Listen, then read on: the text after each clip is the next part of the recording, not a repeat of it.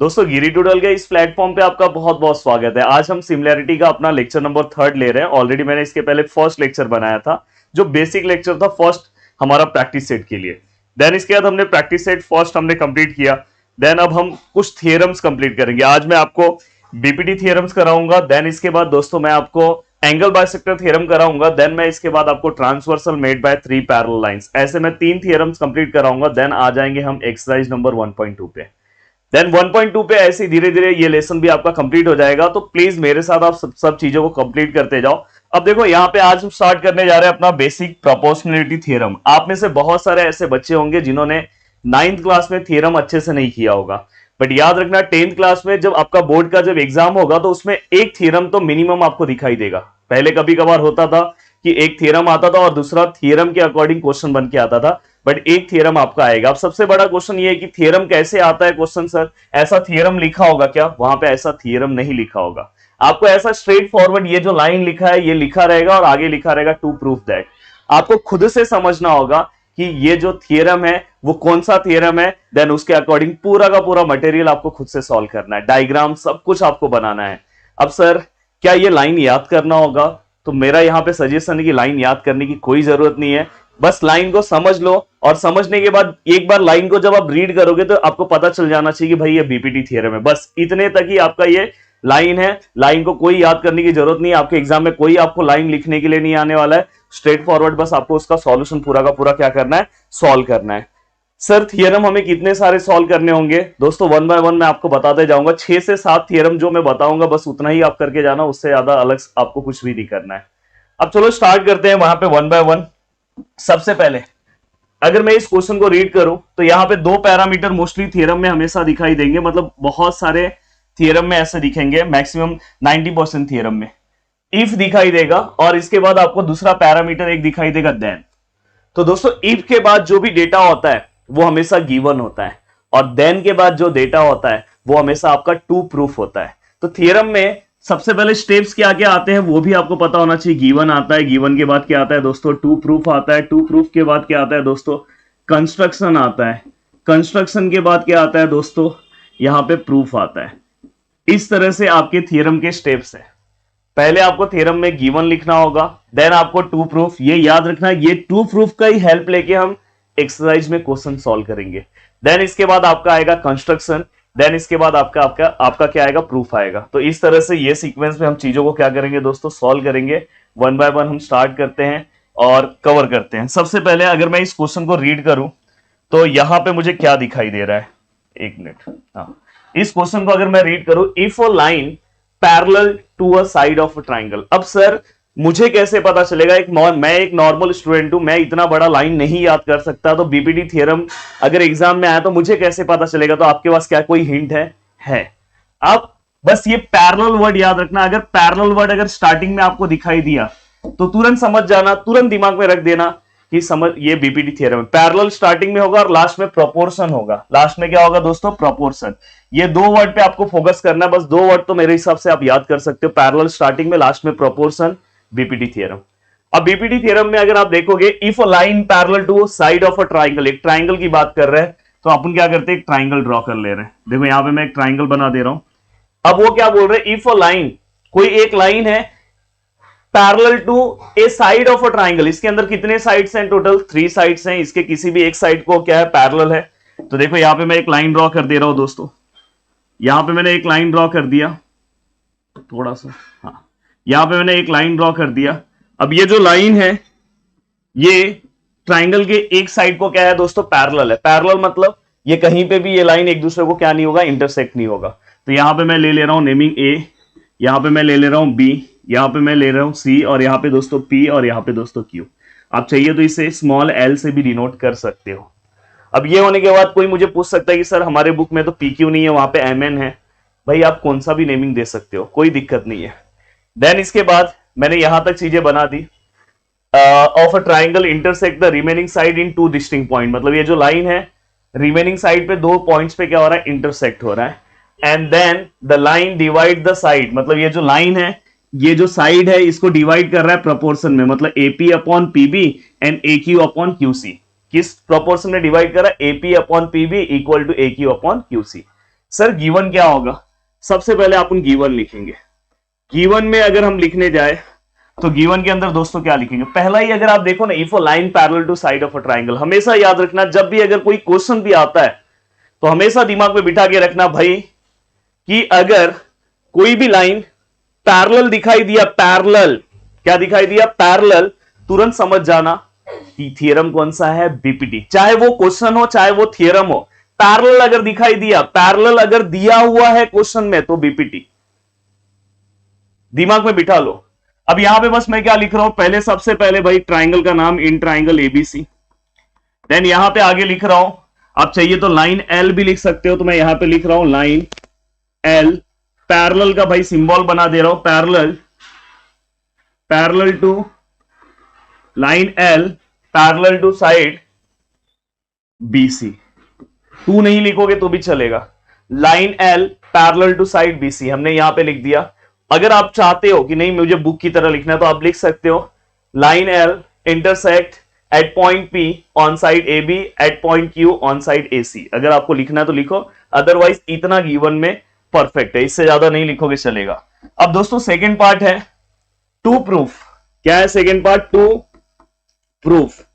अब to proof वाला जो हमारा सेकेंड पार्ट है, क्या हम लिखेंगे? AP upon PB. आपको मैंने अभी थोड़ी देर पहले ही बोला कि बीपीटी थ्योरम क्या बोल रहा है। एपी अपॉन पीबी, क्या लिखोगे? AP upon PB equal to, उस साइड में क्या आएगा? A Q upon Q C. तो क्या आएगा? A Q upon Q C. तो ये भी आपने लिख दिया, AP upon PB, A Q upon Q C, ये भी परफेक्ट हो गया। अब ये होने के बाद दोस्तों तीसरा आता है कंस्ट्रक्शन। अब देखो कंस्ट्रक्शन हर एक थ्योरम में नहीं होता, सभी थ्योरम में कंस्ट्रक्शन हम अपने, बहुत सारे थ्योरम में हम अपने अकॉर्डिंग बनाते हैं। कहीं पे अगर हमें कुछ हेल्प चाहिए तो वहां पे हम कंस्ट्रक्शन बनाते हैं। तो यहाँ पे कंस्ट्रक्शन हमें ड्रॉ करना होगा। और जैसे यहाँ पे देखो मैं कंस्ट्रक्शन ड्रॉ कर रहा हूं, देखो मैं यहाँ पे क्या कर रहा हूं? Join PC. देन यहां पे मैं क्या करूंगा दोस्तों? ज्वाइन यहां पे क्या करूंगा? बीक्यू। तो यहां पे आप लिख दो ज्वाइन, कंस्ट्रक्शन कितना इजी है, join segment PC and segment BQ. यहां तक एकदम मजे के साथ हमारी चीजें कंप्लीट हो गई। गिवन भी हो गया, टू प्रूफ भी हो गया, कंस्ट्रक्शन भी हो गया, सब कुछ हो गया। अब नेक्स्ट पार्ट है दोस्तों, अब हम नेक्स्ट पार्ट पे जा रहे हैं, प्रूफ पे। अब किसके ऊपर जाएंगे दोस्तों? प्रूफ पे जाएंगे। और प्रूफ पे हम चीजों को क्या करेंगे? कंप्लीट करेंगे। सबसे पहले प्रूफ पे हम क्या करें? तो सबसे पहले यहां पे मैं आपको एक ट्रिक दे रहा हूं। ये ट्रिक अगर आप अच्छे से दिमाग में अपने बिठा लोगे तो आपको कभी प्रॉब्लम नहीं होगा। देखो मैं इसे 1 लिख रहा हूं, मैं इसे 2 लिख रहा हूं और इसे मैं 3 लिख रहा हूं। बस यहां पे आपको ट्राइंगल नंबर 1, ट्राइंगल नंबर 2 और ट्राइंगल नंबर 3 पता होना चाहिए। मैं यहां पे लिख दे रहा हूं, ट्राइंगल नंबर जो 1 है उसका नाम क्या है? कोई बता सकता है मुझे? Triangle A P Q. एक नॉर्मल स्टूडेंट है जिसे प्रॉब्लम हो सकता है कि सर ये ट्राइंगल का नंबर कैसे लिखेंगे। ट्राइंगल नंबर 2 का अगर नेमिंग देखोगे तो भाई ट्राइंगल नंबर 2 यहां से लेके ऐसा है।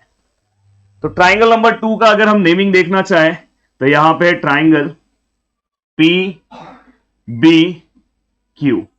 और ट्राइंगल नंबर 3 हम आपसे पूछना चाहते हैं, ट्राइंगल नंबर 3 हम आपसे पूछना चाहते हैं। अगर आप बता दोगे तो बहुत अच्छी बात है। तो ट्राइंगल नंबर 3 यहां पे अगर आप देखोगे तो यहां पे आपको दिखाई दे रहा होगा, ट्राइंगल नंबर जो 3 है उसका नाम है P C Q.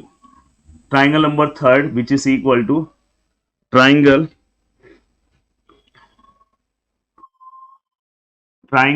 P C Q. Perfect.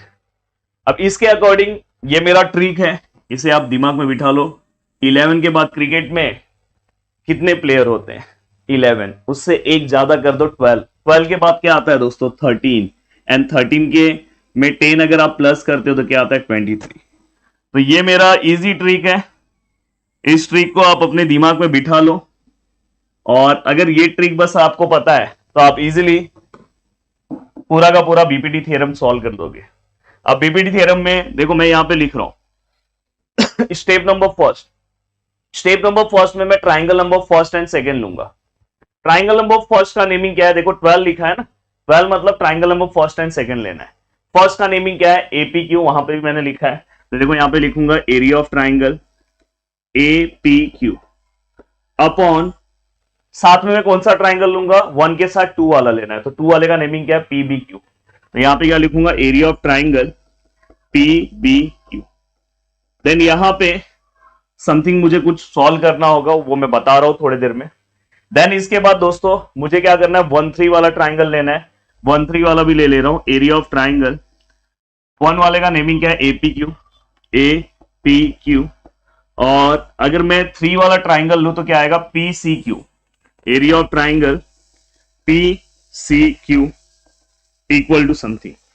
और अगर मैंने यहां तक चीजों को लिख दिया, मैं चाहता हूं कि यहां से मैं बाजू में ही और चीजों को मैं सॉल्व करूं, जिससे आपको कोई प्रॉब्लम ना हो। थोड़ा सा मैं इसको यहां ले ले रहा हूं, हाँ ठीक है, जिससे मेरे लिए भी अच्छा रहे। और थोड़ा सा हम इसको थोड़ा इतना ऊपर तो ले सकते हैं। देन इसके बाद दोस्तों ये दूसरा हो गया, दोनों हो गया। अब तीसरा हमें क्या करना है, 2 और 3 वाला ट्राइंगल लेना है। 2 वाले ट्राइंगल का नेमिंग क्या है, एरिया ऑफ ट्राइंगल 2 का नेमिंग क्या है दोस्तों, पी बी क्यू। क्या नाम है, P B Q upon area of triangle. Area of triangle 3 का नेमिंग क्या है दोस्तों, पी सी क्यू। क्या नाम है, पी सी क्यू। अब यहां पे इसका भी कुछ है। हमने तीनों ट्राइंगल का, मैंने जो ट्री का आपने सर दिया था, हमने तीनों के तीनों चीजें लिख दी है। क्या बात है। अब आपको यहां पे एक जलवा दिखाता हूं। जलवा है, जलवा देखते हैं। जलवा जो आप देखना चाहते हो, यहां पे मैं चाहता तो डायरेक्ट आंसर लिख सकता था पर मैं चाहता हूं कि पहले जलवा दिखा दूं तो आपको चीजें समझ में आएगी। अगर मैं ट्राइंगल 1 और 2 की बात करूं तो डायग्राम ऐसा कुछ बना है, ऐसा है एंड ऐसा कुछ है। ट्राइंगल नंबर 1 यहां पे क्या है, ए है, यहां पे क्या है, पी है, यहां पे क्या क्यू है, और यहां पे क्या बी है। और अगर मैं ध्यान से, अगर मैं इसे देखूं, अगर मैं बहुत अच्छे से अगर मैं इसे देखूं, तो यहां पे मैंने ट्राइंगल नंबर 1 और 2 ले लिया है। अब दोस्तों मैं क्या करूंगा, यहां पे ड्रिल करने वाला हूं और एक अपने स्कूल का सप्लीमेंट के लिए जो थ्रेड मिलता है ना, उस थ्रेड को मैं क्या करने वाला हूं, एक नॉर्मल सी रस्सी में यहां पे बांधने वाला हूं।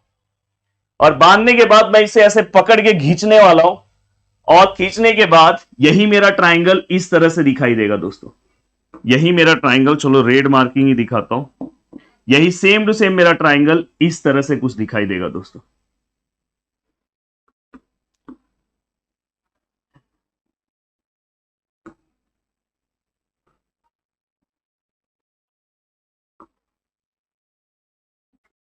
हाँ, ऐसा कुछ दिखाई देगा। यहां पे है Q, यहां पे है A, ध्यान से देखना, यहां पे क्या P और यहां पे B। मैं चाहता तो डायरेक्ट बता देता, बट मैं यहां पे जो चीजें बता रहा हूं उससे आपका कंफ्यूजन जो है वो 100% आपके दिमाग से निकल जाएगा। अब देखो यही वाले को मैं खींचते खींचते ऐसा रख दिया, यही सेम फिगर को मैं यहां से पकड़ के खींचा तो ये डायग्राम ऐसा हो गया। अब आपने अगर मेरा वीडियो नंबर 1 देखा होगा, जहां पे मैंने आपको एक्सप्लेन किया है कि अगर हाइट और बेस अलग अलग है तो base into height, base into height. अगर उसका हाइट सेम है तो आंसर बेस में, बेस सेम है तो आंसर हाइट में, और हाइट एंड बेस दोनों सेम है तो आंसर 1:1। आप इस डायग्राम को देख के मुझे बता सकते हो दोनों ट्राइंगल का क्या सेम है। अगर मैं ध्यान से देखूं तो ये वाले ट्राइंगल का ये बेस है और यहां पे कहीं हाइट आएगा, ये वाले ट्राइंगल का ये बेस है, यहां पे कहीं हाइट आएगा। तो मोस्टली अगर मैं बोलूं तो दोनों ट्राइंगल का क्या सेम है, हाइट सेम है। तो ये दोनों ट्राइंगल का हाइट सेम है तो इसका आंसर किस में आएगा, बेस में। तो इसका बेस क्या, एपी, और इसका बेस क्या, पीबी। तो इसलिए यहां पे यही ट्राइंगल यहां पे इस तरह से है तो इसका बेस क्या है दोस्तों, एपी अपॉन पीबी। तो यहां पे मैं क्या लिखूंगा, एपी, और यहां पे क्या लिखूंगा दोस्तों, पीबी। सेम अगर आप इस साइड आओ 1 और 3 में, सेम ये लॉजिक अप्लाई करोगे तो यहां पे भी इसका भी हाइट क्या है, सेम है। अगर वहां से देखोगे तो नहीं समझ में आ रहा, पर ऐसा डायग्राम बनाओगे तो समझेगा। तो ए क्यू अपॉन क्यू सी, तो यहां पे भी क्या लिखेंगे, ए क्यू अपॉन क्यू सी। और मैंने आपको बताया था, कभी भी अगर कोई भी पैरेलल लाइन के बीच में, अगर आप मेरा पहले के लेक्चर्स देख रहे हो उसके बाद ये देखोगे तो बहुत अच्छा समझ में आएगा। पैरेलल लाइन के बीच में अगर दो ट्राइंगल है, सपोज यहां पे एक ट्राइंगल है, यहां पे एक ट्राइंगल है, सपोज ये पैरेलल लाइन है दोनों, तो इस ट्राइंगल का पैरेलल लाइन है तो हाइट दोनों ट्राइंगल का सेम होगा। और ये वाला जो ट्राइंगल है भाई वो इस वाले बेस पे बैठा है, और ये वाला भी ट्राइंगल इस वाले बेस पे बैठा है, मतलब दोनों ही ट्राइंगल का बेस भी सेम है। और हाइट और बेस अगर 2 और 3 वाले ट्राइंगल की बात करो तो ये पैरेलल लाइन के अंदर है। पैरेलल लाइन के अंदर है तो समझ जाना उसका हाइट और बेस मोस्टली बहुत सारे केसेस में यहां पे तो सेम ही होगा। तो यहां पे आंसर हम क्या लिखेंगे, 1:1। अब यहां पे रीजन क्या लिखूंगा दोस्तों, यहां पे क्या लिखूंगा, triangles having same height. Triangle का हाइट क्या है? सेम है। यहां पे भी रीजन क्या आएगा दोस्तों? Triangles having same height. अब यहां पे भी अगर दोस्तों मैं बात करूं, यहां पे 1:1 आया तो मतलब यहां पे क्या आएगा? Triangles having same Heights and same basis. Perfect. अब इतना पूरा का पूरा होने के बाद सपोज मैं इसे इक्वेशन नंबर फर्स्ट दे दे रहा हूं, ये थोड़ा सा रफ कर रहा हूं ये वाला पार्ट। मैं इसे इक्वेशन नंबर फर्स्ट दे दे रहा हूं, इसे इक्वेशन नंबर सेकंड दे दे रहा हूं, और इसे इक्वेशन नंबर थर्ड दे दे रहा हूं। ओके, मैंने सभी को नंबरिंग दे दी। अब नंबरिंग देने के बाद मैं यहां पे चीजों को सॉल्व कर रहा हूं। यहां पे देखो बॉर्डर दे दे रहा हूं, बॉर्डर भाई पिंक कलर से दे रहा हूं कि तुरंत लाइट में दिखाई दे बॉर्डर। बॉर्डर के उस पर जा सकते हो पर अच्छे से जाना। अब देखो आपने ये तीनों को सॉल्व किया। अब तीनों को सॉल्व करने के बाद यहां पे अगर देखो, ये देखो 2 1 जा क्या होता है 2, 5 1 जा क्या होता है 5। देखो 1:1 मतलब 1 होता है। 9 1 जा क्या होगा 9। पहले मैं यहां पे लिख ले रहा हूं, ये वाला ट्राइंगल का नेमिंग लिख रहा हूं। इंट एरिया ऑफ ट्राइंगल पी, ऊपर क्या है P B Q equal to. अब देखो यहां पे 1:1 मतलब 1 है। 6 1 जा क्या होगा 6। अगर यहां पे समझो 7 है तो 7 1 जा क्या होगा 7। 8 है तो 8 1 जा क्या होगा 8। 9 1 जा क्या होगा 9। 12 1 जा क्या होगा 12। 18 1 जा क्या होगा 18। AC 1 जा क्या होगा AC। मार्कर 1 जा क्या होगा दोस्तों मार्कर। बोर्ड 1 जा क्या होगा दोस्तों बोर्ड। खाना 1 जा क्या होगा दोस्तों खाना। नाचना 1 जा क्या होगा नाचना। तो वैसे एरिया ऑफ ट्राइंगल PCQ 1 जा क्या होगा एरिया ऑफ ट्राइंगल PCQ। तो यहां पे क्या आ जाएगा एरिया ऑफ ट्राइंगल PCQ। अब यहां पे दोनों ही ट्राइंगल का एरिया सेम है। ये मैंने कहां से लिखा? स्टेटमेंट नंबर कहां से लिखा? यहां पे मैं लिख दे रहा हूं फ्रॉम। मैं कहां से लिखा हूं? फ्रॉम थर्ड से लिखा हूं। कहां से लिखा हूं? From third. और चाहिए तो आप इसे नंबर 4 भी दे सकते हो। अब चाहिए तो ये नंबरिंग जो है ना, इससे अच्छा ये नंबरिंग आप यहां आगे कर दो, कोई दिक्कत ही नहीं होगा। देखो यहां पे नंबरिंग कर दो, ये फर्स्ट है, ये सेकेंड है, और ये क्या है थर्ड है। और यहाँ पे रोमन में फिर थर्ड दे दो, और ये क्या है फोर्थ है।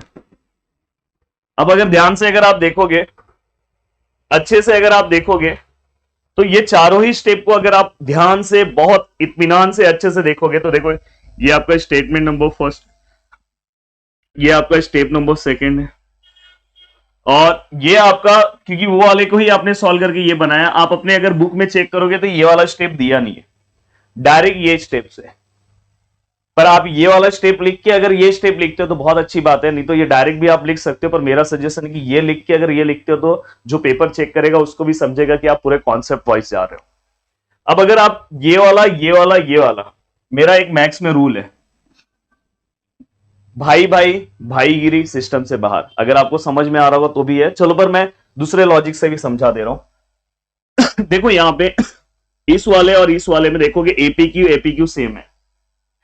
अगर ये दोनों अगर सेम हो जाएंगे तो ये दोनों रेशियो क्या हो जाएगा? सेम हो जाएगा। तो एपीक्यू सेम है, पर बी देखो यहां पे दिख रहा है पीबीक्यू और यहां पे पीसीक्यू। भाई यहां पे अलग एंगल है, यहां पे अलग है, बट ये दोनों जो है दोस्तों, ये जो दोनों है, ये वाले को, ये ऊपर वाला सेम है, नीचे वाले को भी सेम है। काश ये दोनों अगर सेम हो जाता तो ये पूरा का पूरा रेशियो एक दूसरे को सेम हो जाता है। Wait wait wait wait wait, देखो P B Q equal to PCQ, यहां पे इक्वल बताया ना मैं, मतलब ये वाला भी पार्ट नीचे वाले पार्ट को इक्वल है, मतलब ये पूरा पार्ट पूरा नीचे वाले पार्ट को क्या है दोस्तों? इक्वल है। तो यहां पे देखो मैं लिख रहा हूं area of triangle APQ upon area of triangle PBQ equal to, यहां पे क्या आएगा? Area of triangle APQ upon area of triangle PCQ। ध्यान से अच्छे से देखो, ये पूरा का पूरा ऊपर वाला सेम था, नीचे वाला वहां पे मैंने इक्वल बताया स्टेप नंबर 4 में, इसलिए पूरा का पूरा रेशियो एक दूसरे को इक्वल हो गया। अब यहां पे ये दोनों जैसे ही एक दूसरे को इक्वल हुए तो भाई इनके चिंगू मिंगू है ना साथ में, ये देखो चिंगू मिंगू, तो मम्मी जैसे ही यहाँ पे देखो मार्केट में जाती है तो चिंगू मिंगू कैसे रोने लगते, नहीं नहीं मैं भी चलूंगा। वैसे भाई ये जैसी ये दोनों एक दूसरे को इक्वल है, तो इनके चिंगू मुंगू का नाम क्या है, एपी अपॉन पीबी। तो यहाँ पे लिख दो इनके चिंगू मुंगू का नाम क्या था, एपी अपॉन पीबी। और जैसी ये चिंगू मुंगू को ये वाली आंटी अपने बच्चों को लेके जा रही है, तो बाजू वाले जो बच्चे हैं वो देख रहे हैं यार मेरी मम्मी नहीं लेके जा रही है, वो भी रोने लगते प्लीज मुझे भी लेके चलो, मुझे भी लेके चलो, तो इनको भी लेके चलना पड़ेगा। तो इनके बच्चों का नाम क्या है, ए क्यू अपॉन क्या है दोस्तों, क्यूसी। हाँ, ये स्टेप मैंने कहां से लिखा, ये रीजन बहुत लिखना इंपॉर्टेंट है।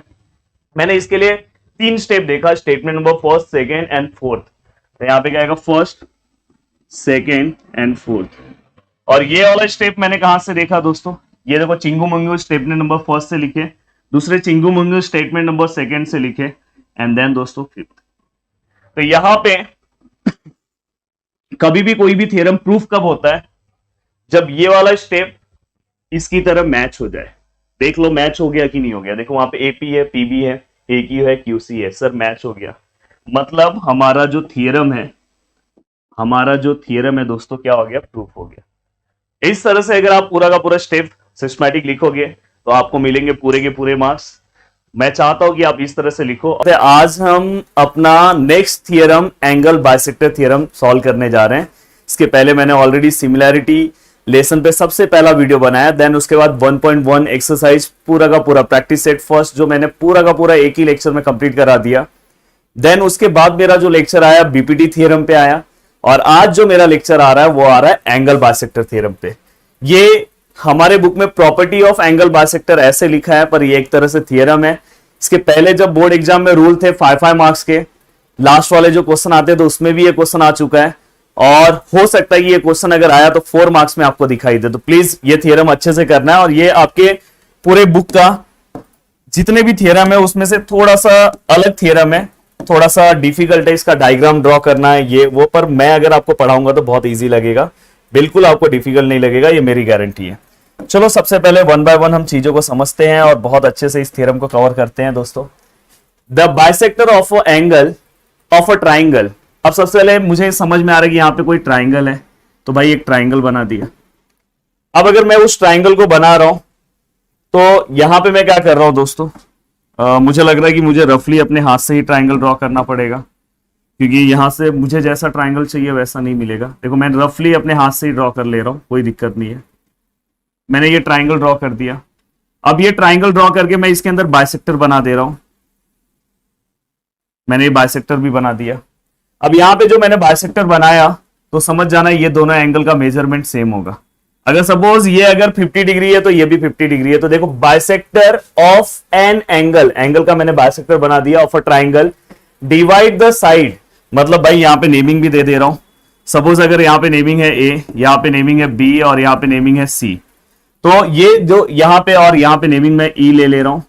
तो यहां पे क्या बोल रहे हैं कि ये जो बाइसेक्टर है ये क्या कर रहा है, साइड्स को डिवाइड कर रहा है, side opposite to angle in the ratio of remaining side. मतलब ये जो साइड को डिवाइड कर रहा है, मतलब ये जो मैं डायरेक्ट बोलता हूं कि एंगल बाइसेक्टर में मर्डर कौन सा साइड हो रहा है, ए अपॉन ई बी। तो यहाँ पे ए बी वाला साइड जो है मर्डर हो रहा है, तो कैसे हो रहा है, ए और फिर कौन से पार्ट में हो रहा है, ई बी। तो यहाँ पे क्या है, ए अपॉन क्या आ रहा है दोस्तों, ई बी, वो उसका जो वैल्यू रिमेनिंग साइड को इक्वल हो जाएगा। रिमेनिंग साइड क्या है दोस्तों, ए सी, और यहाँ पे दूसरा क्या है, ए बी। तो प्लीज ये दिमाग में अपने बिठा लो। अगर सपोज ये डायग्राम अगर ऐसा रहता, जब हम क्वेश्चन सॉल्व करेंगे तो अलग अलग तरह के क्वेश्चन आ सकते हैं, ऐसा गया, और सपोज यहाँ पे लिखा है पी क्यू आर एस, मैं आपको क्वेश्चन भी साथ में समझाते जा रहा हूं, तो आप कैसे लिखोगे, अगर इसका आपको थ्योरम का 2 प्रूफ लिखना है तो आप कैसे लिखोगे, और 2 प्रूफ से ही हम सम सॉल्व करते हैं। तो यहाँ पे क्या लिखोगे आप, पहले मर्डर साइड कौन सा हुआ ये, तो P S upon S R equal to ऊपर वाला साइड पी क्यू और नीचे वाला साइड क्यू आर। एक चीज और ध्यान रखना, मर्डर के टाइम पे भाई हमने लेग का ये पीस लिया और फिर ये लिया, तो जब हम साइड लेंगे तो उस टाइम भी पहले ये लेना है फिर नीचे का लेना है, तो ये चीज का ध्यान रखना बहुत इंपॉर्टेंट है। तो देखो दोस्तों यहाँ पे सबसे पहले मैंने डायग्राम ड्रॉ कर दिया। अब डायग्राम ड्रॉ करने के बाद क्या चीजों का ध्यान रखना है, सबसे पहले यहां पे देखो मैं गिवन लिख रहा हूं, गिवन में क्या आएगा दोस्तों, इन ट्राइंगल, ट्राइंगल का नाम क्या है, एबीसी। ट्राइंगल का नाम आप कैसे भी लिख सकते हो। देन अगर आप देखोगे कोई भी अगर इस तरह से आपको दिखाई दे तो उसे हम क्या बोलते हैं, रे बोलते हैं। जहां पे एरो एक ही साइड में होता है तो ये रे है, तो मैं क्या बोलूंगा, रे। रे का नाम क्या है भाई, सीई है। Ray CE is the bisector, is the bisector of angle. देखो ये किसका बाइसेक्टर है, इस वाले एंगल का, तो इसका नेमिंग कैसे लिखेंगे, यहां से स्टार्ट करेंगे, A C B, angle A C B. ये भी हो गया। अब ये होने के बाद दोस्तों नेक्स्ट है, इसके बाद नेक्स्ट हम क्या लिखेंगे दोस्तों, टू प्रूफ। क्या लिखेंगे, टू प्रूफ। टू प्रूफ कैसे लिखेंगे दोस्तों, ये अपॉन ये। आपको अभी थोड़ी देर पहले ही पता चला कि जिस साइड का पहले मर्डर हुआ है तो ए, और साथ में क्या आएगा दोस्तों, ई बी, इक्वल टू, यहां पे क्या आएगा, रिमेनिंग साइड क्या आएगा, ए सी, और यहां पे क्या आएगा दोस्तों, सी बी। अगर किसी में ऐसा लिख दिया ये अपॉन ये, और पहले ये लिखा, रॉन्ग हो जाएगा। अगर आप इधर से आ रहे हो तो आपको इधर ही से जाना है दोस्तों। समझ में आ रहा है कि नहीं। अगर आप सपोज ऐसे जा रहे हो, यहां से जा रहे हो, फिर ये जा रहे हो, तो ऊपर साइड में आप इधर गए तो प्रॉब्लम हो जाएगा। आप यहां से जा रहे हो, फिर ये गए, तो आपको फिर इस पे जाना है, फिर आपको इस पे जाना है, तो याद रखना। तो यहां पे ये भी हो गया। The next part that is construction. भाई इसका कंस्ट्रक्शन तो बहुत जोरदार है, और प्लीज इसे कोई आंसर की तरह नहीं लर्न करेगा, समझ के पढ़ेगा, समझ के लिखेगा। और समझदार लोगों की जिंदगी में मतलब बहुत अच्छी बात होती है। हमेशा जिंदगी में, लाइफ में समझदार रहा करो। अब यहां पे देखो मैं कंस्ट्रक्शन क्या कर रहा हूं। सबसे पहले ये भाई साहब को हटाओ यहां से, हो सकता है कि ये बाइसेक्टर वाले भाई साहब को भी हटाना ना पड़े। हमें क्या करना है, एक लाइन पैरेलल ड्रॉ करना है सी से, मतलब सी को पैरेलल लाइन ड्रॉ करना है। कहां से ड्रॉ करना है, पॉइंट बी से। तो देखो मैं यहां से पैरेलल, या अगर ये ऐसा है तो ये लाइन भी ऐसा जाएगा। अगर ये ऐसा सीधा है तो आपकी लाइन ऐसा सीधा है। बहुत सारे लोग ये कंस्ट्रक्शन रॉन्ग बनाते हैं और इसकी वजह से मार्क्स, अच्छे अच्छे टॉपर्स के मार्क्स चले जाते हैं। अब देखो मैं इस लाइन को ही फॉलो करके, आप यहां से मैं एक सीधा लाइन ड्रॉ कर रहा हूं। मैंने एक ड्रॉ किया, लगभग ये दोनों लाइन मुझे थोड़ा बहुत सीधा दिखाई दे रहा है। अब यहां पे नेक्स्ट बहुत सारे लोग को मैं देखता हूं कि इसे ज्वाइन करना रहता है, तो बहुत सारे लोग ऐसे ज्वाइन करते हैं और उनको क्या लगता है उनका डायग्राम सही है। क्या कभी कोई लाइन ऐसे जाके ऐसे टेढ़ी हो जाती है क्या? लाइन हमेशा भाई ऐसे सीधी होती है ना, तो थोड़ा सा ये सब चीजों का ध्यान रखना है। तो यहां से जब मैं लाइन को एक्सटेंड करूंगा तो आपको ऐसे ही सीधे ही एक्सटेंड करते जाना है। देखो सीधे एक्सटेंड करते जा रहा हूं, और ये जहां इंटरसेक्ट हो रही है वहां पे डी पॉइंट ले रहा हूं। इस तरह से आपका डायग्राम आना चाहिए। अगर इस तरह से अगर आप डायग्राम बनाओगे तो आपको मार्क्स अच्छे मिलेंगे। अगर इस तरह से डायग्राम नहीं बनाओगे तो भाई बहुत दिक्कत हो जाएगा। अब देखो मैंने बहुत परफेक्ट डायग्राम बनाया, प्लीज एक बार डायग्राम देख लेना कि मैंने कैसे बनाया। कंस्ट्रक्शन में बता रहा हूं मैंने क्या किया, draw a line parallel to C passing through the point B. Please घर पे देख रहे हो वीडियो, बोलो draw a line parallel to C passing through the point B. Extend AC, AC बोलना नहीं, सीए बोलोगे तो नीचे एक्सटेंड हो जाएगा। Extend AC so as to it intersect at point D. देखो मैं लिख रहा हूं यहां पे, मैं क्या लिखूंगा, ड्रॉ अ लाइन, मतलब एक ही लाइन ड्रॉ करना है। Draw a line parallel to ray CE. किसको पैरेलल ड्रॉ करना है, सीई को। एंड पासिंग, कहां से पास करना है भाई, passing through point capital B. कहां से पास करना है, passing through the point capital B. Extend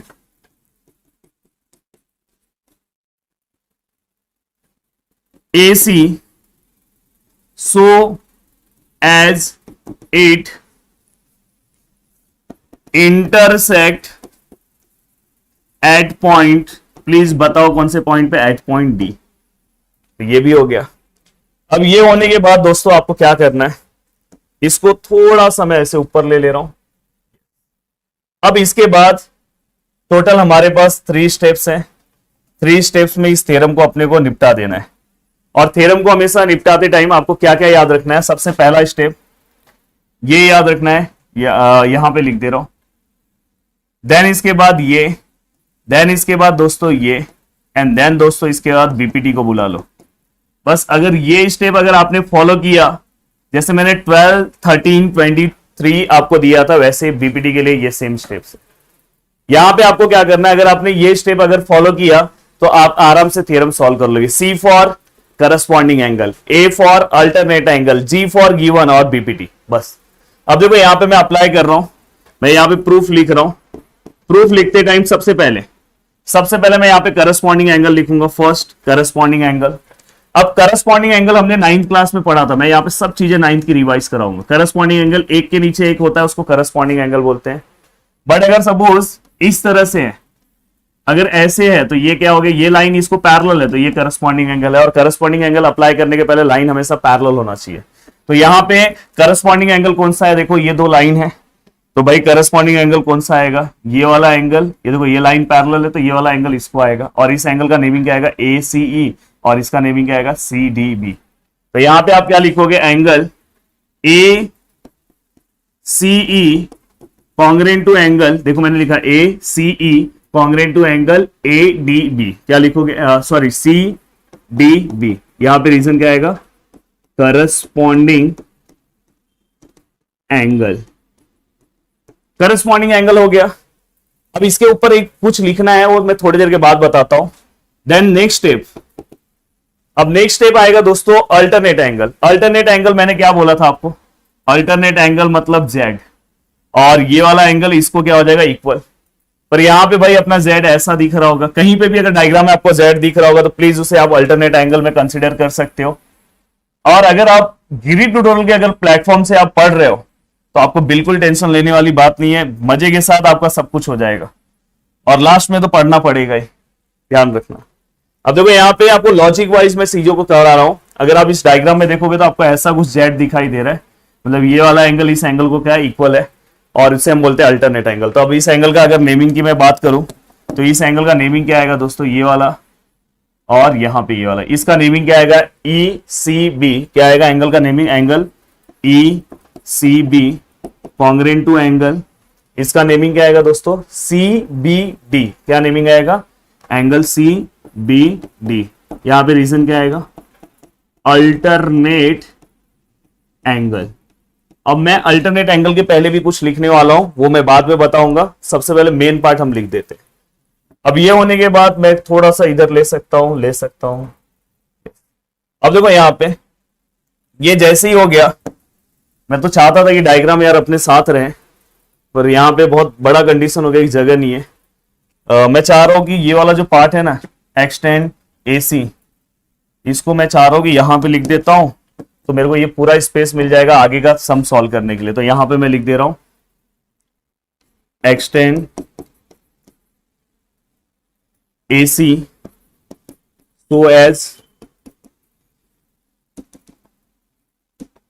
so as it intersect at point D। तो अब देखो यहां से अपना काम इतना बच गया जगह, क्योंकि डायग्राम थ्योरम का मतलब क्या है, डायग्राम सामने होना चाहिए। अब ये होने के बाद नेक्स्ट स्टेप, अब यहाँ पे अब देखो CB हो गया, AB हो गया, अब G, C वाला हो गया, करस्पॉन्डिंग एंगल हो गया, अल्टरनेट एंगल हो गया। अब आपको क्या करना है, देखो यहाँ पे करस्पॉन्डिंग एंगल ACE, यहाँ पे CDB, यहाँ पे ECB, और यहाँ पे CBD। परफेक्ट। अब नेक्स्ट वन, स्टेप नंबर 3, आपको क्या करना है, यहाँ पे गिवन अप्लाई करना है। गिवन मतलब अगर ये बाइसेक्टर है, मैंने बोला था, तो ये भी नहाएगा तो ये भी नहाएगा, अगर ये 50 है तो ये भी 50 है, ये नाच रहा है तो ये भी नाच रहा है, ये खाना खा रहा है तो ये भी खाना खाएगा, मतलब ये दोनों एंगल सेम है। तो मतलब यहां पे angle ACE congruent to angle, ये वाला एंगल इसको कॉन्ग्रेंट, तो इसका नेमिंग क्या आएगा, ECB। और यहां पे रीजन क्या लिखोगे, बाय गिवन। कहां से लिख रहा हूं भाई, गिवन से लिख रहा हूं। और अगर आप तीनों स्टेप को ध्यान से देखोगे, तीनों ही स्टेप को अगर ध्यान से देखोगे, देखो ये वाले स्टेप को, ये वाले स्टेप को, और स्टेप नेक्स्ट स्टेप ये वाले, अगर ध्यान से देखोगे तो आपको दिखेगा भाई भाई भाईगिरी सिस्टम से बाहर। मतलब यहां पे आपको दिखाई देगा भाई भाई भाईगिरी सिस्टम से बाहर, मतलब क्या बाहर होगा, देखो ये देखो दिखाई दे रहा है, यहाँ पे ACE दिख रहा है, सेम टू सेम ACE यहां पे दिख रहा है, तो भाई ये दोनों भाई है, सिस्टम से बाहर हो जाएंगे। दूसरा अगर आप ध्यान से देखोगे तो यहाँ पे देखो ECB दिख रहा है, यहां पे भी देखो ECB दिख रहा है, तो ये दोनों भी भाई भाई भाईगिरी सिस्टम से बाहर। बचा क्या, ये दोनों सेम नहीं है, देखो ये सी डी बी है, बीच में डी है और इसके बीच में बी है, दोनों सेम नहीं है, तो ये दोनों इक्वल हो जाएंगे। तो कभी मैक्स का रूल है, जो दो टर्म सेम हो जाते हैं वो गायब हो जाते हैं, तो जो बचा है वो दोनों एक दूसरे को इक्वल हो जाता है, मतलब ये दोनों एक दूसरे को इक्वल हो जाएंगे। मतलब नेक्स्ट स्टेप में मैं ऐसा बोल सकता हूं कि angle C D B congruent to angle C B D, यहां पे जो बचा हुआ एक दूसरे को इक्वल आ गया। और इसका रीजन क्या आएगा, reason number first, reason number second and reason number third. अब ये होने के बाद next step, statement number fifth. अभी हमने 9th क्लास में एक लॉजिक पढ़ा था कि कभी भी अगर कोई भी ट्राइंगल है, देखो 9th की भी चीजें यहां रिवाइज होती है। ये ट्राइंगल है, अगर इसके दोनों एंगल सेम है तो ये दोनों साइड सेम होंगे।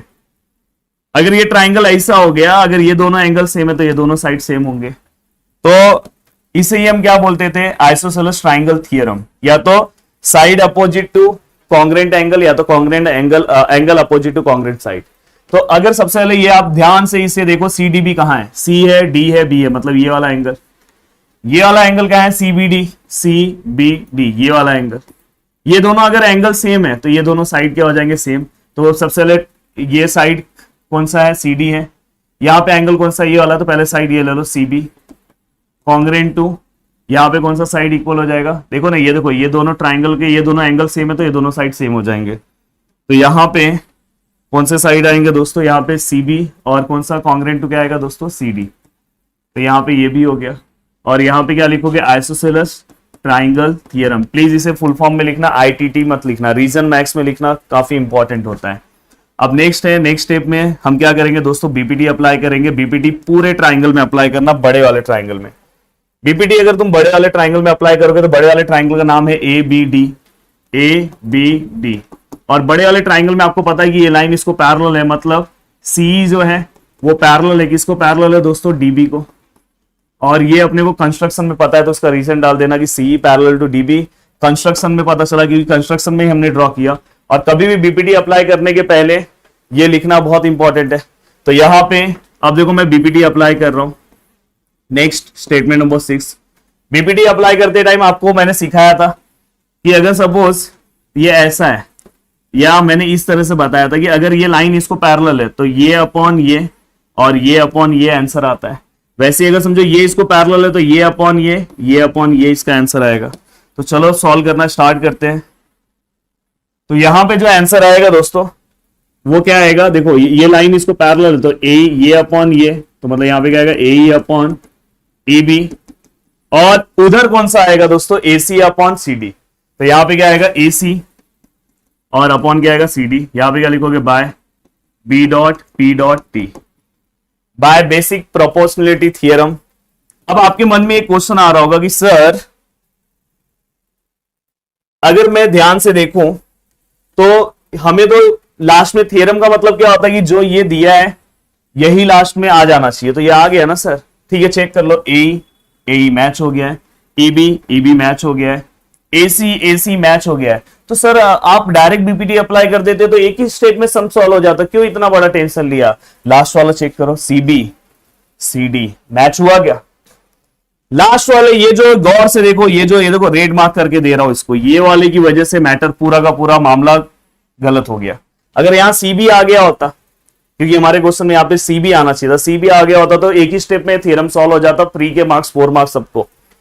तो यहां पे सी बी लेकर आना है।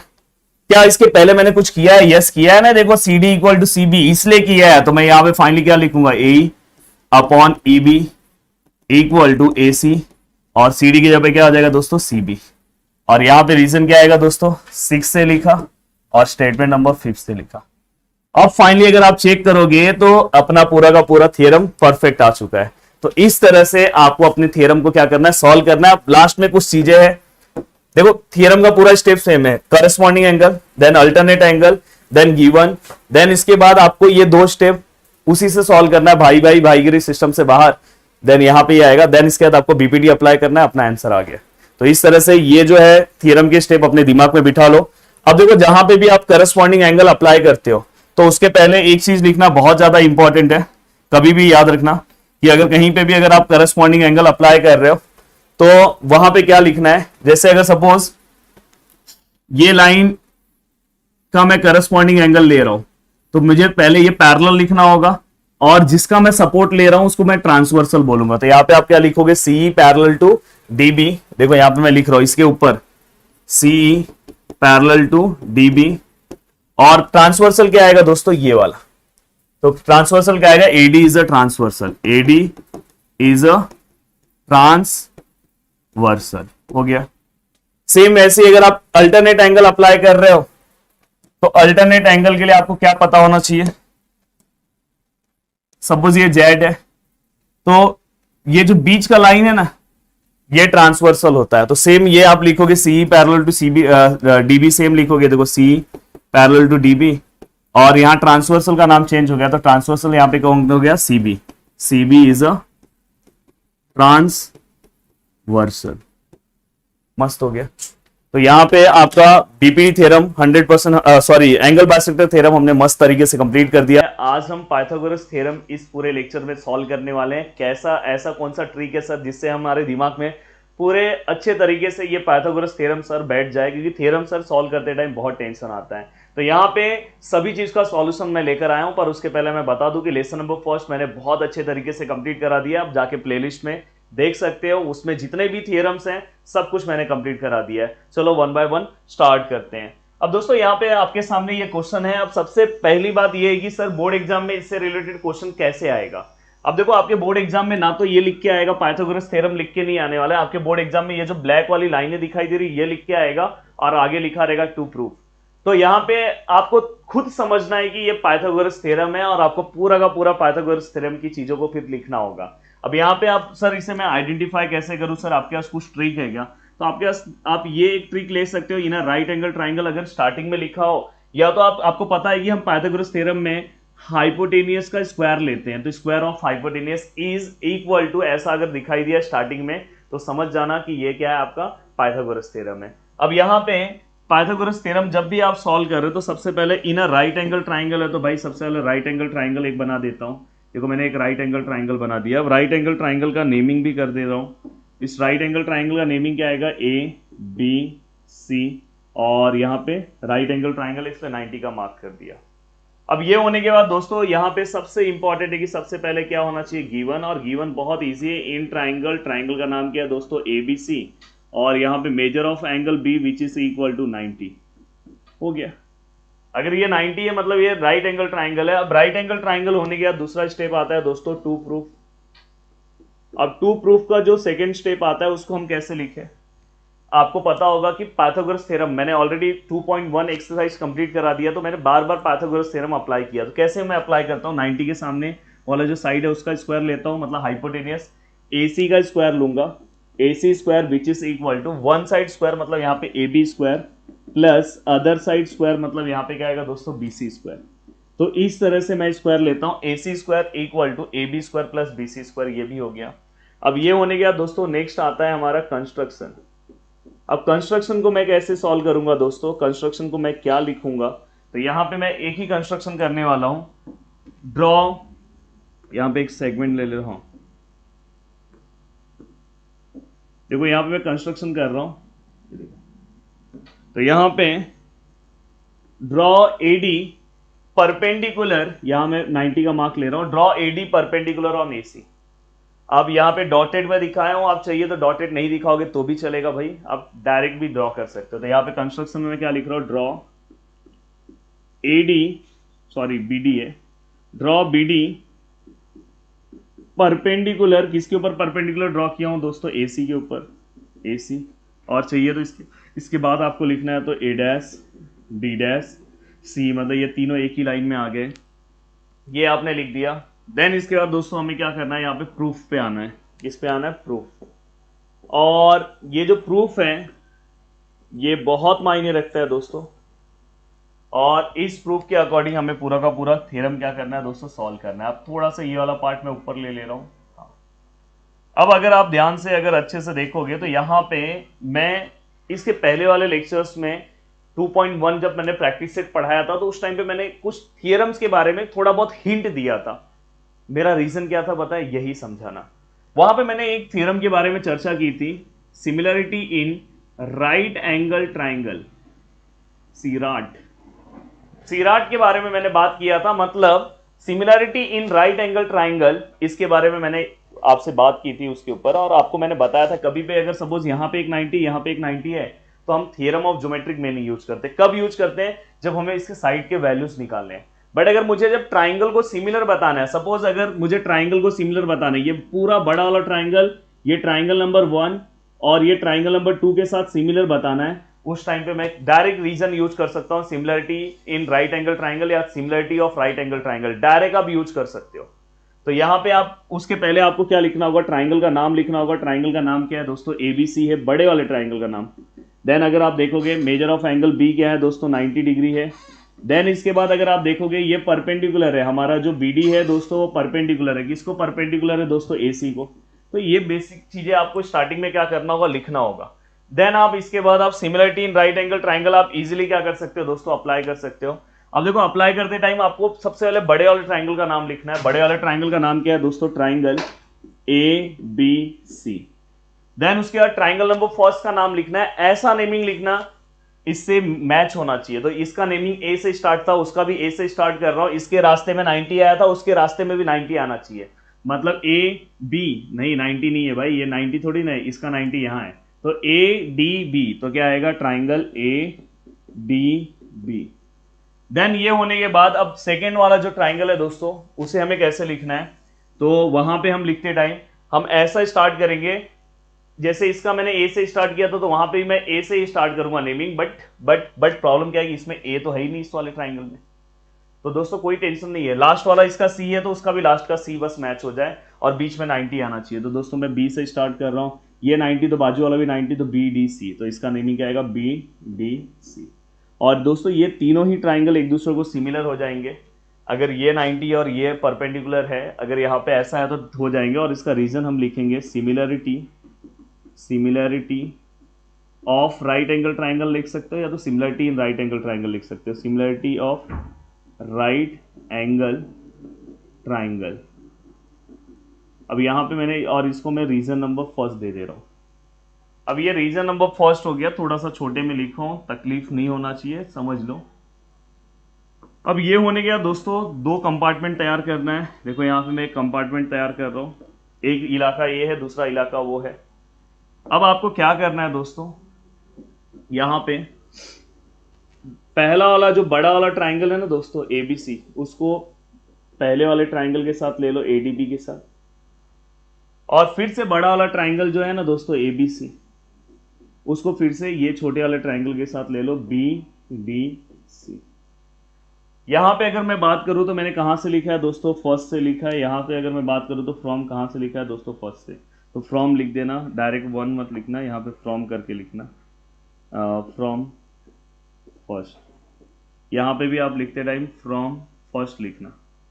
अब मैंने ये लिखा है, तो इसके बाद का स्टेप देखो, इतना ही स्टेप इस थ्योरम के लिए इंपॉर्टेंट है। देखो तीनों ट्राइंगल को एक दूसरे से सिमिलर बता दो। सिमिलर बताते टाइम इलाका जो है वो सही रहना चाहिए, नंबरिंग प्रॉपर होना चाहिए। अगर पता चला बी के जगह ए आ गया, डी की जगह ये आ गया, तो रॉन्ग हो जाएगा। अब आप क्या करो, उसके साइड को प्रोपोर्शन में लिखो। देखो इसके साइड को अगर मैं प्रोपोर्शन में लिखूं दोस्तों, तो यहां पे क्या आएगा?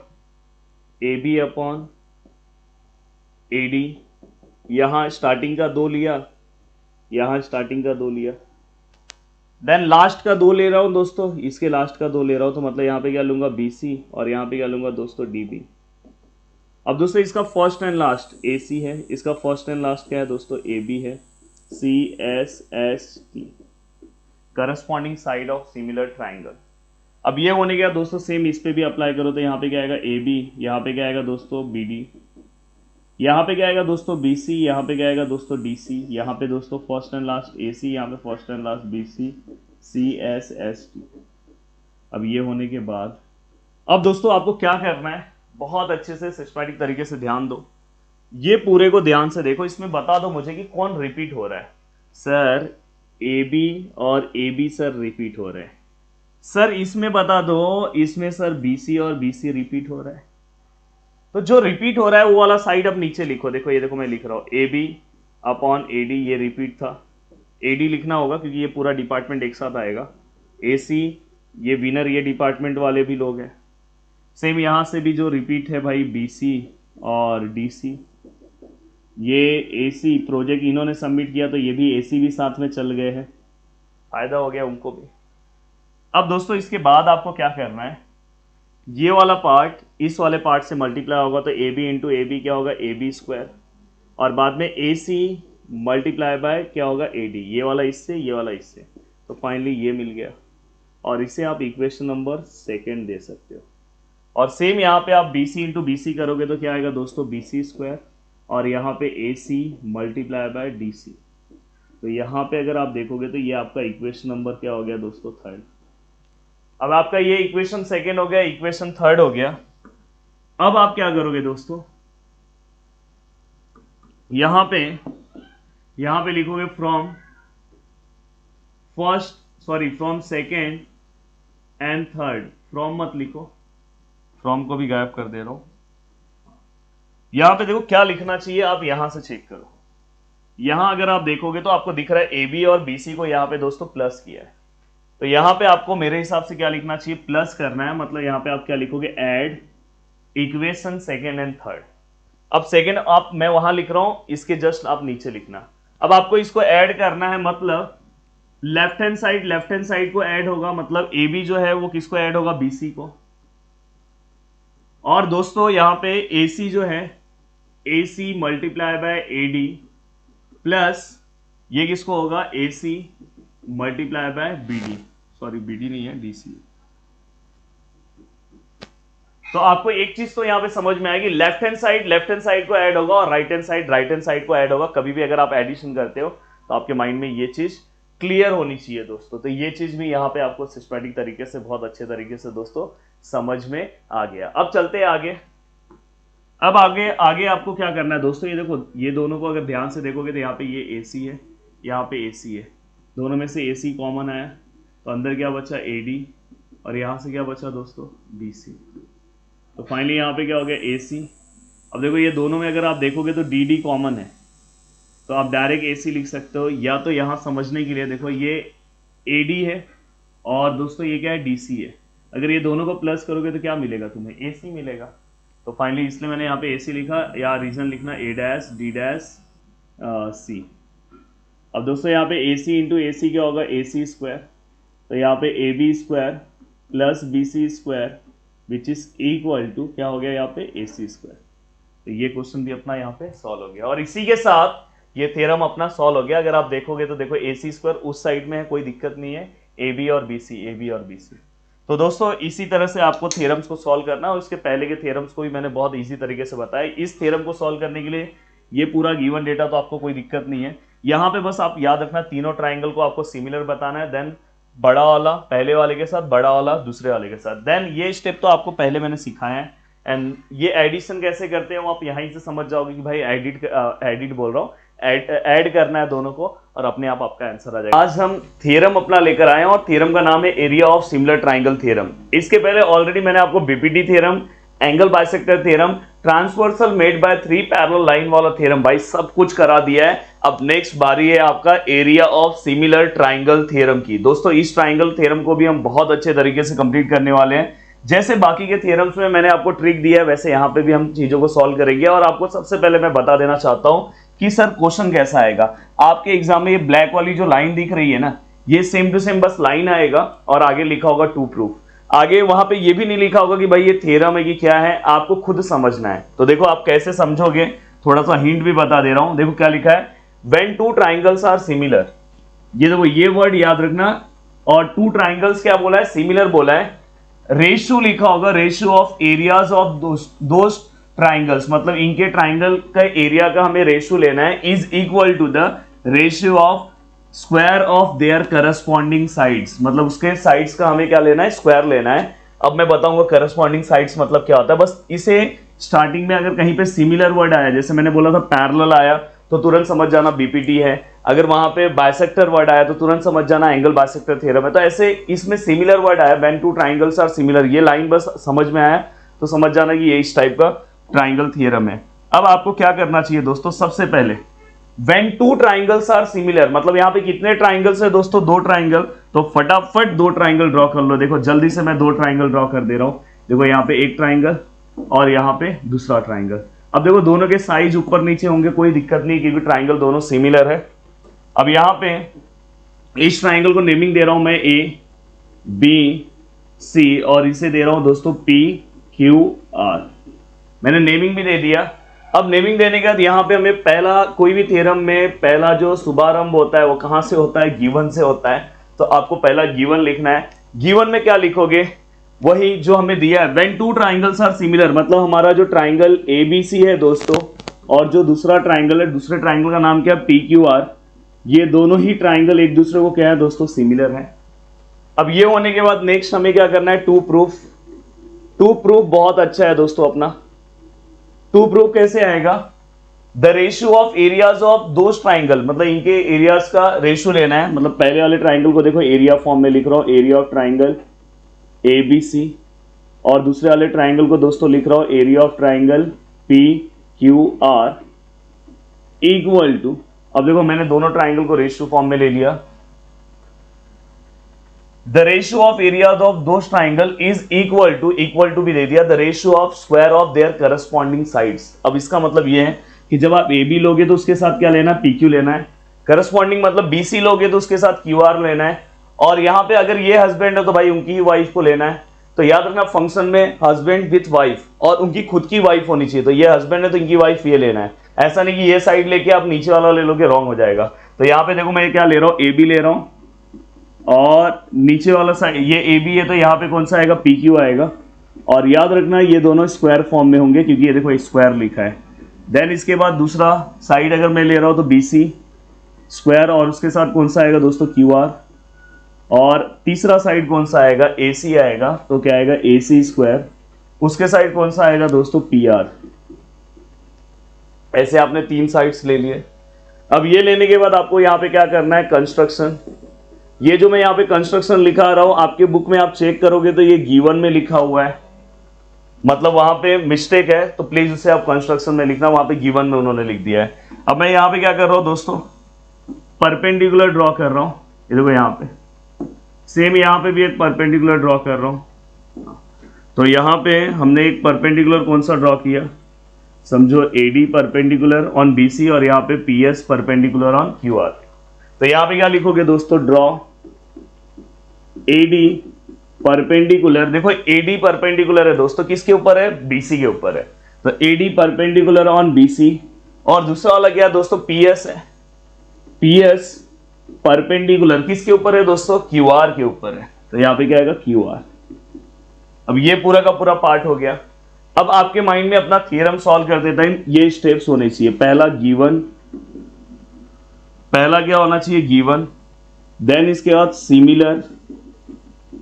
सिमिलर किसको करना है, ये वाला छोटा वाला ट्राइंगल और ये वाला छोटा वाला ट्राइंगल, मतलब ट्राइंगल 1 एंड 2 को क्या करना है आपको, सिमिलर बताना। तो पहला आपके माइंड में क्या होना चाहिए, गिवन, देन ट्राइंगल सिमिलर, और बाद में दोस्तों बेस इनटू हाइट वाला रूल, और बाद में आपका आंसर आ जाएगा।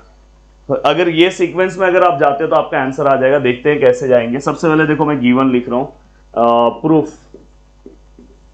अभी आपके बुक में अगर आप चेक करोगे तो सबसे पहले दोनों ट्राइंगल का एरिया लेके बेस इनटू हाइट लिखा है, वो वाला पार्ट मैं लास्ट में लिखूंगा।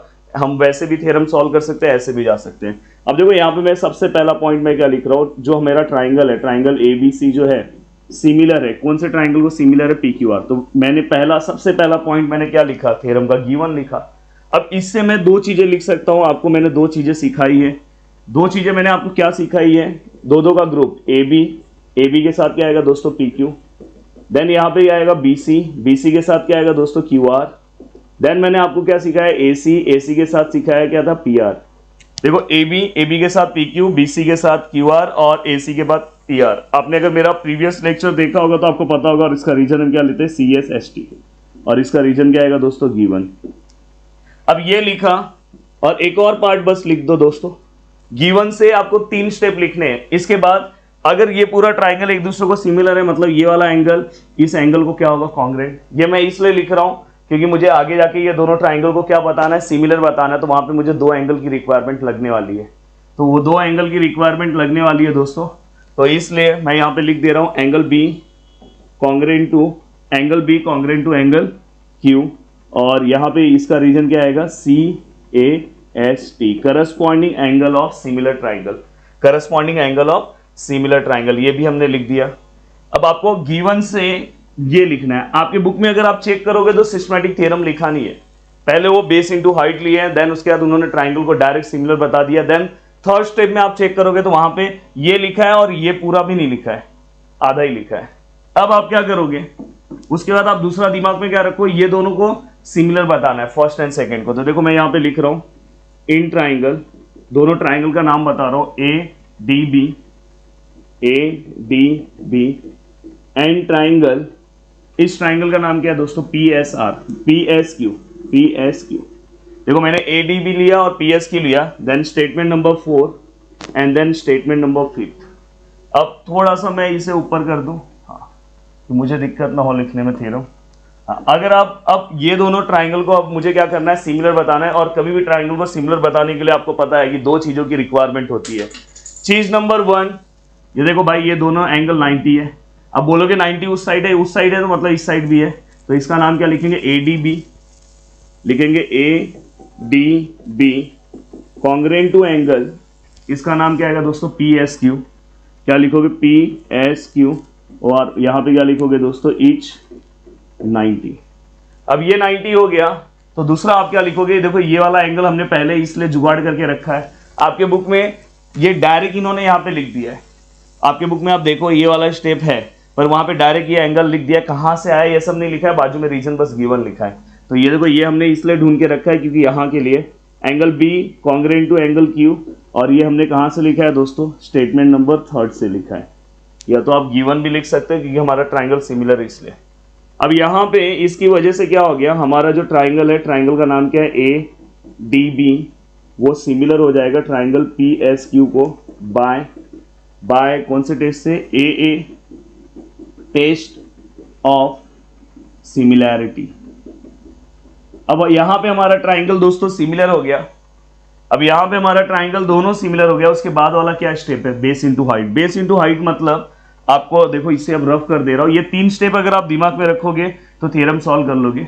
इसके बाद आपके दिमाग में आपको क्या रखना है कि अगर दोनों ट्राइंगल दूर दूर है, तो मैंने एक्सरसाइज नंबर 1 के पहले एक लेक्चर लिया था जिसमें मैंने बताया था कि अगर दोनों ट्राइंगल दूर दूर है और अब आपको अगर एरिया निकालना है तो आप क्या लोगे, base into height, base into height. तो नेक्स्ट स्टेप आएगा दोस्तों statement number 7, area of triangle. इस ट्राइंगल का नाम क्या है दोस्तों, एबीसी, और इस ट्राइंगल का नाम क्या है दोस्तों, area of triangle P Q are. अगर आप दोनों को ध्यान से देखोगे तो इसका आंसर आएगा base into height, base into height. इसका बेस क्या है दोस्तों, बीसी, और हाइट क्या है दोस्तों, एडी। इसका बेस क्या है दोस्तों, क्यू आर, और हाइट क्या है दोस्तों, पीएस। ये वाला स्टेप आपके बुक में फर्स्ट पे किया है, देन उन्होंने ये डायरेक्ट कर दिया है, देन ये वाला स्टेप में बस इतना सॉल्व किया है। हाँ, अब यहाँ पे एक स्टेप और आएगा, मैं ले रहा हूं अभी। अब ये लिखा, हाँ, अब जैसे ही आप इस ट्राइंगल को सिमिलर बता दोगे, जैसे ही आप इस ट्राइंगल को सिमिलर बता दोगे, आप 7 ले लो, इसको 8, तो तुरंत उसके साइड को प्रोपोर्शन में ले लो। किस में ले लो, प्रोपोर्शन में। प्रोपोर्शन में देखो लेते टाइम आपके बुक में 2 ही साइड लिया है, जैसे AD अपॉन PS लिया है और AB अपॉन PQ लिया है, पर मैं तीनों ले रहा हूँ, कोई दिक्कत नहीं है, यहाँ से लिख दे रहा हूँ AD अपॉन PS, और यहाँ पे DB अपॉन SQ, और यहाँ पे AB अपॉन PQ। यहाँ क्या आएगा, CSST। देखो ये ट्राइंगल सिमिलर है, हमें ये लिखने के लिए ये बस ट्राइंगल को सिमिलर बताना पड़ा। अब यहाँ पे देखो, यहाँ पे मुझे फाइनली अगर मैं बात करूं तो हमारे इस ट्राइंगल में से, इसमें से कौन सा साइड है, BC और QR है, और ये दोनों नहीं है, तो ये दोनों को गायब करने के लिए वहां पे मुझे क्या लेकर आना पड़ेगा। तो अगर मुझे यहाँ BC स्क्वायर चाहिए तो यहाँ पे BC, और यहाँ QR स्क्वायर चाहिए तो QR लाना पड़ेगा। मतलब मुझे क्या करना होगा, ये देखो ये BC है, ये QR है, और ये वाला जो पार्ट है ना दोस्तों, ये वाला इसकी जगह पे क्या लेकर आना है, BC और QR। तो फाइनली मेरा आंसर क्या हो जाएगा, BC स्क्वायर और QR स्क्वायर। लिखने के लिए तो मैंने लिख दिया, बट मैंने कहाँ से लिखा, इसका रीजन बहुत इंपॉर्टेंट है। अब ध्यान दो, यहाँ पे रीजन लिखता हूँ, क्यों मैंने AD अपॉन PS की जगह BC अपॉन QR लिखा, ध्यान देना है। देखो ध्यान से अच्छे से समझने की कोशिश करना। देखो ये AD PS दिखाई दे रहा है, AD PS किसको इक्वल है दोस्तों, किसको इक्वल है, ए बी पी क्यू को, किसको इक्वल है, ए बी पी क्यू को। और ये ए बी पी क्यू दोस्तों किसको इक्वल है, बी सी क्यू आर को। अगर सपोज ये 2 रुपए है तो ये भी कितना होगा, 2 रुपए, ये 2 रुपए तो ये भी कितना होगा, 2 रुपए।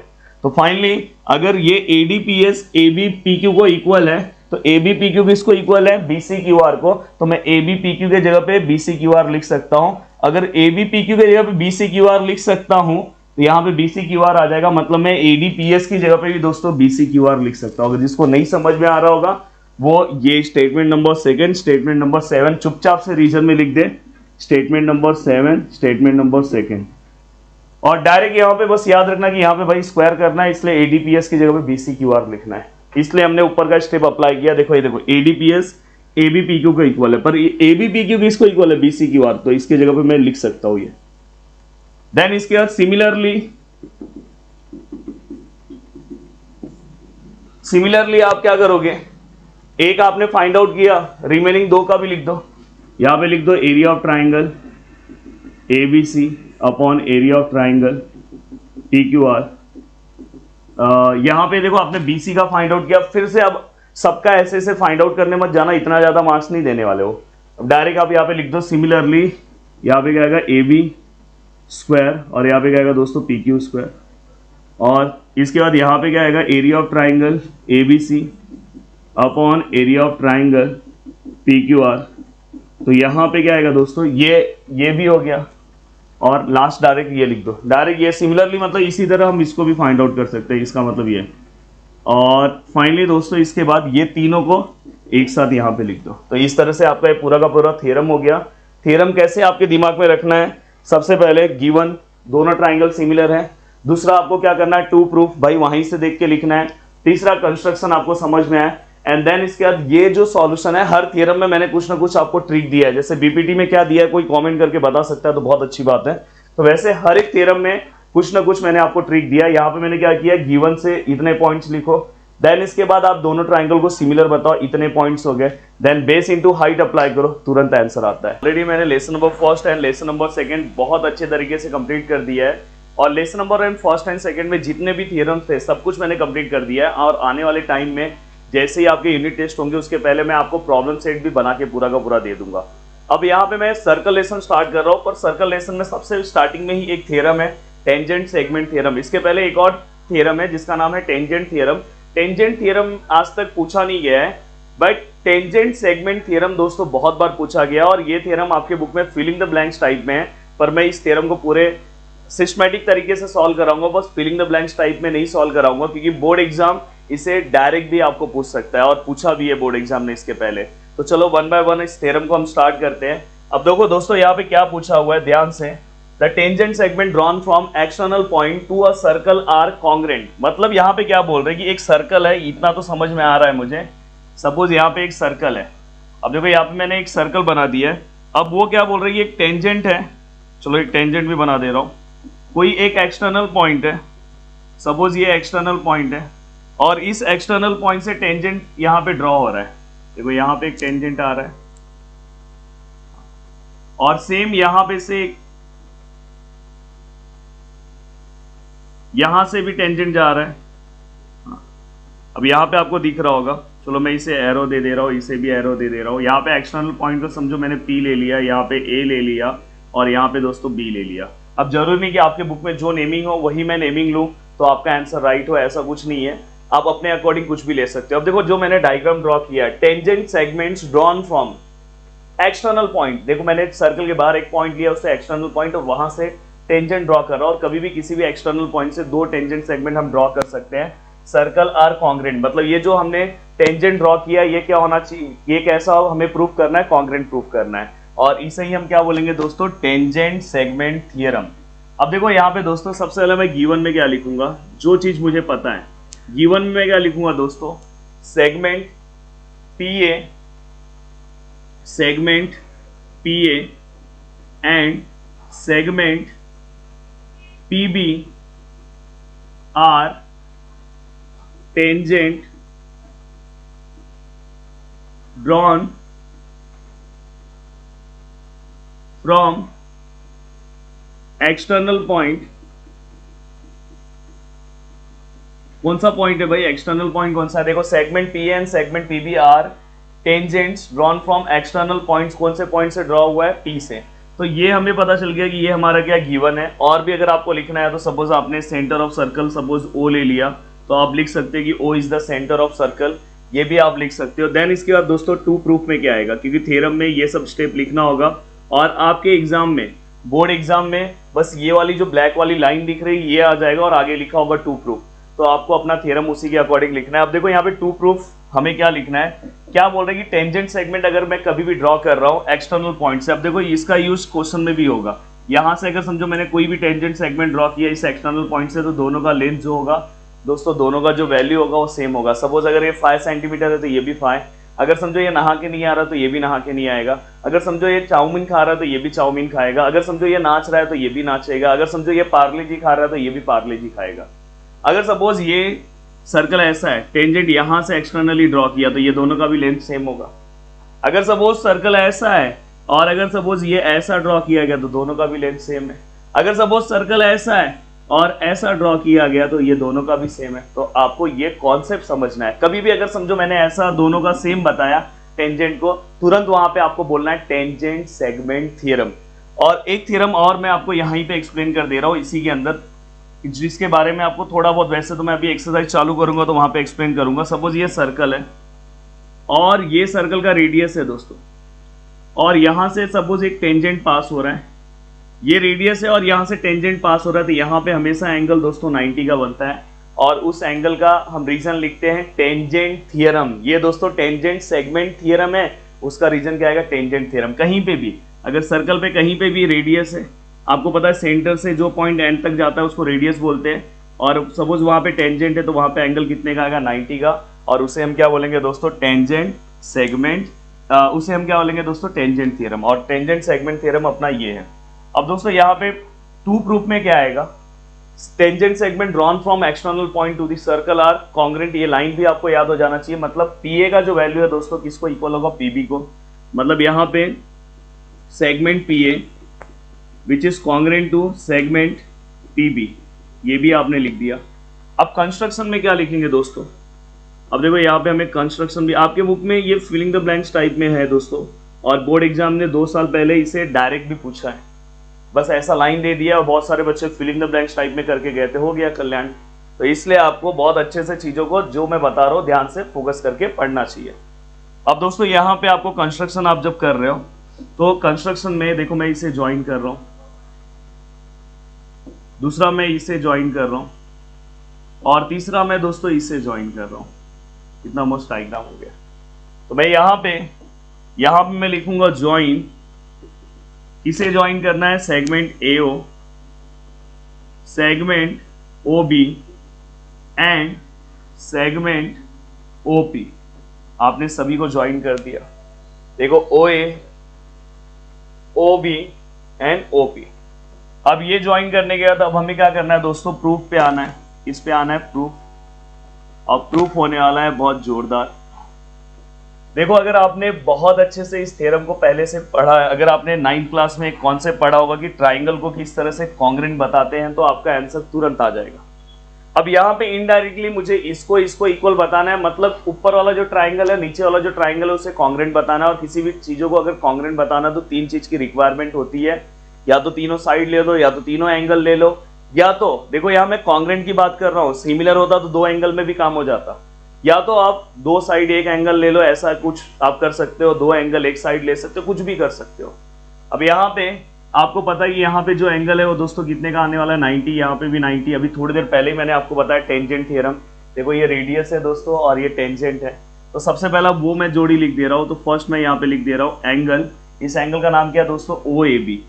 ओ ए बी नहीं है, ओ ए पी है, O A P equal to angle, नीचे वाले का भी साथ में लिख दे रहा हूं, ओ बी ए। तो O B A sorry O B P है, sorry O B P which is equal to दोस्तों 90। यहां पे रीजन क्या लिखोगे? Tangent theorem. अब यहां पे आपने रीजन लिख दिया टेंजेंट थ्योरम। अब आपको क्या करना है दोस्तों? ट्राइंगल का नाम लिखना है, जिन 2 ट्राइंगल को आपको कॉन्ग्रेंट बताना है। ऊपर वाले ट्राइंगल का नाम क्या है? ओ ए पी, देखो triangle O A P, and दोस्तों नीचे वाले ट्राइंगल का अगर मैं नेमिंग देखूं तो क्या है, ओ बी पी, क्या है, ओ बी पी। अब हमने लिख दिया। अब ये लिखने के बाद यहाँ पे point number second, point number third and point number 4, ये 3 चीजों में इस थ्योरम को मैं आराम से क्या कर सकता हूँ, इस क्वेश्चन को हम सॉल्व कर सकते हैं। अब दोस्तों यहाँ पे अच्छे से ध्यान से आपको समझना है कि यहाँ पे सबसे पहला मैं क्या लिख सकता हूँ। तो सबसे पहला तो आपके पास ये जोड़ी आपने जो निकाला है कि भाई ये वाला एंगल जो है, एंगल ओ ए पी जो है दोस्तों, वो कॉन्ग्रेंट है कौन से एंगल को, एंगल ओ बी पी को। और यहाँ पे आप रीजन क्या लिख दोगे, फर्स्ट से, मतलब मैंने कहाँ से देखा है, फर्स्ट से। वहां ईस्ट 90 भी लिख सकते हो या फर्स्ट से मैंने लिख दिया। दूसरा रीजन क्या है दोस्तों, ये देखो ये रेडियस, अगर कोई भी सर्कल है, इस सर्कल में चाहे मैं कितना भी रेडियस ड्रॉ करूं, सभी का जो मेजरमेंट है दोस्तों सेम होगा। तो यहाँ पे इससे ये पता चला कि जो सेगमेंट ओए है दोस्तों, आप प्लीज इसके आगे सेगमेंट लिखना, किसको कॉन्ग्रेंट होगा, ओबी को। और यहाँ पे क्या लिखोगे दोस्तों, रेडिया ऑफ सेम सर्कल, क्या लिखोगे, रेडिया ऑफ सेम सर्कल। अब ये होने के बाद अब तीसरा आप क्या लिखोगे दोस्तों, कॉमन साइड। देखो ये जो ओपी है ना, ओपी को कॉन्ग्रेंट हो जाएगा, तो यहाँ पे क्या लिखोगे दोस्तों, ओपी कॉन्ग्रेंट टू दोस्तों ओपी। और यहाँ पे क्या आएगा दोस्तों, कॉमन साइड।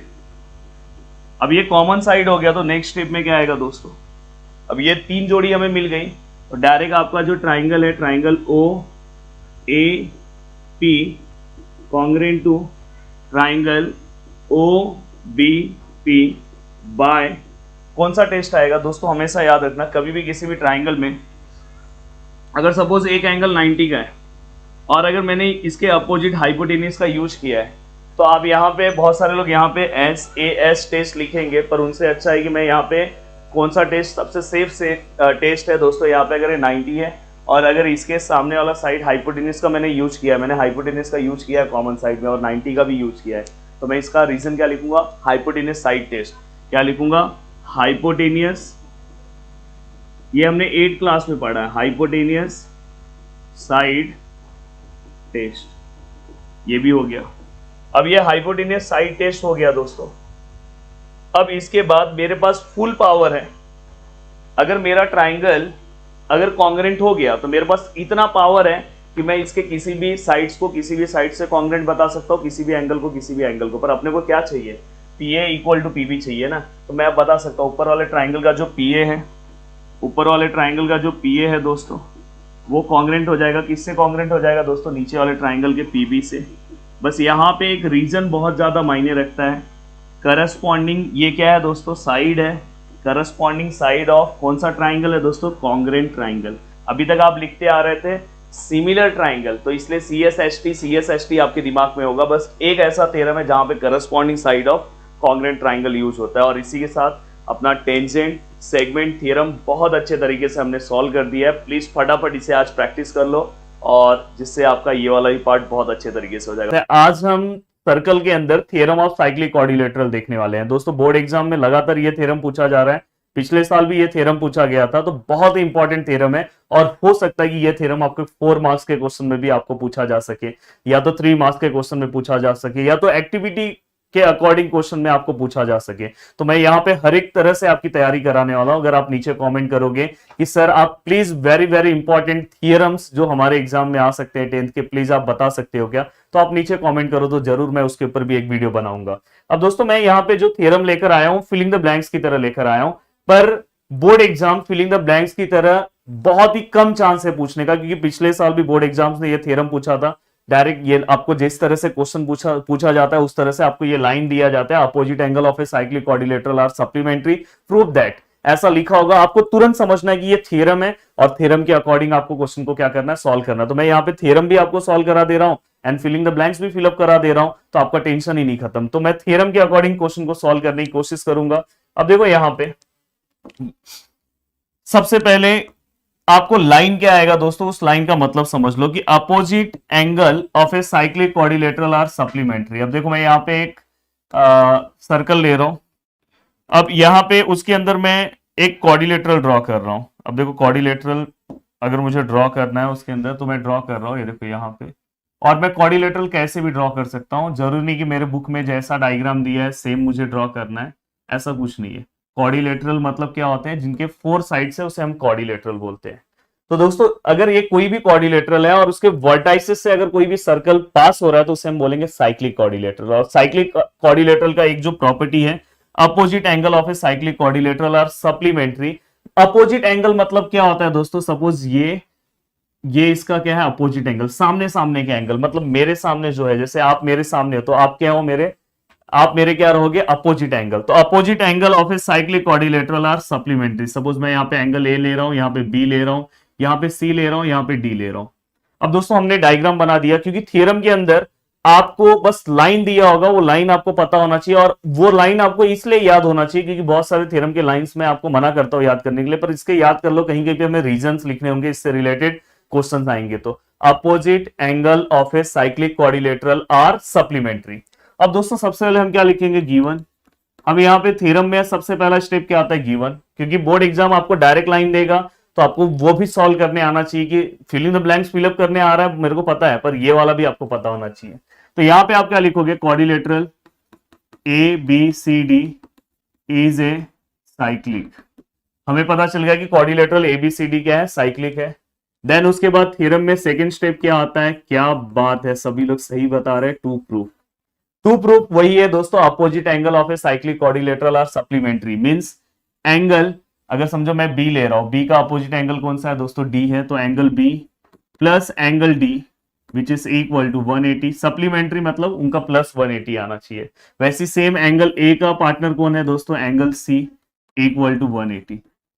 तो ये दो चीजें आपको फाइनली लास्ट में क्या करना है, प्रूफ करके दिखाना है। कोई भी कंस्ट्रक्शन इसके अंदर हम नहीं करेंगे, हम डायरेक्टली किसके ऊपर आ जाएंगे दोस्तों, प्रूफ पे। अब देखो प्रूफ बहुत सिंपल मैं आपको बता रहा हूं, बहुत ही simple proof.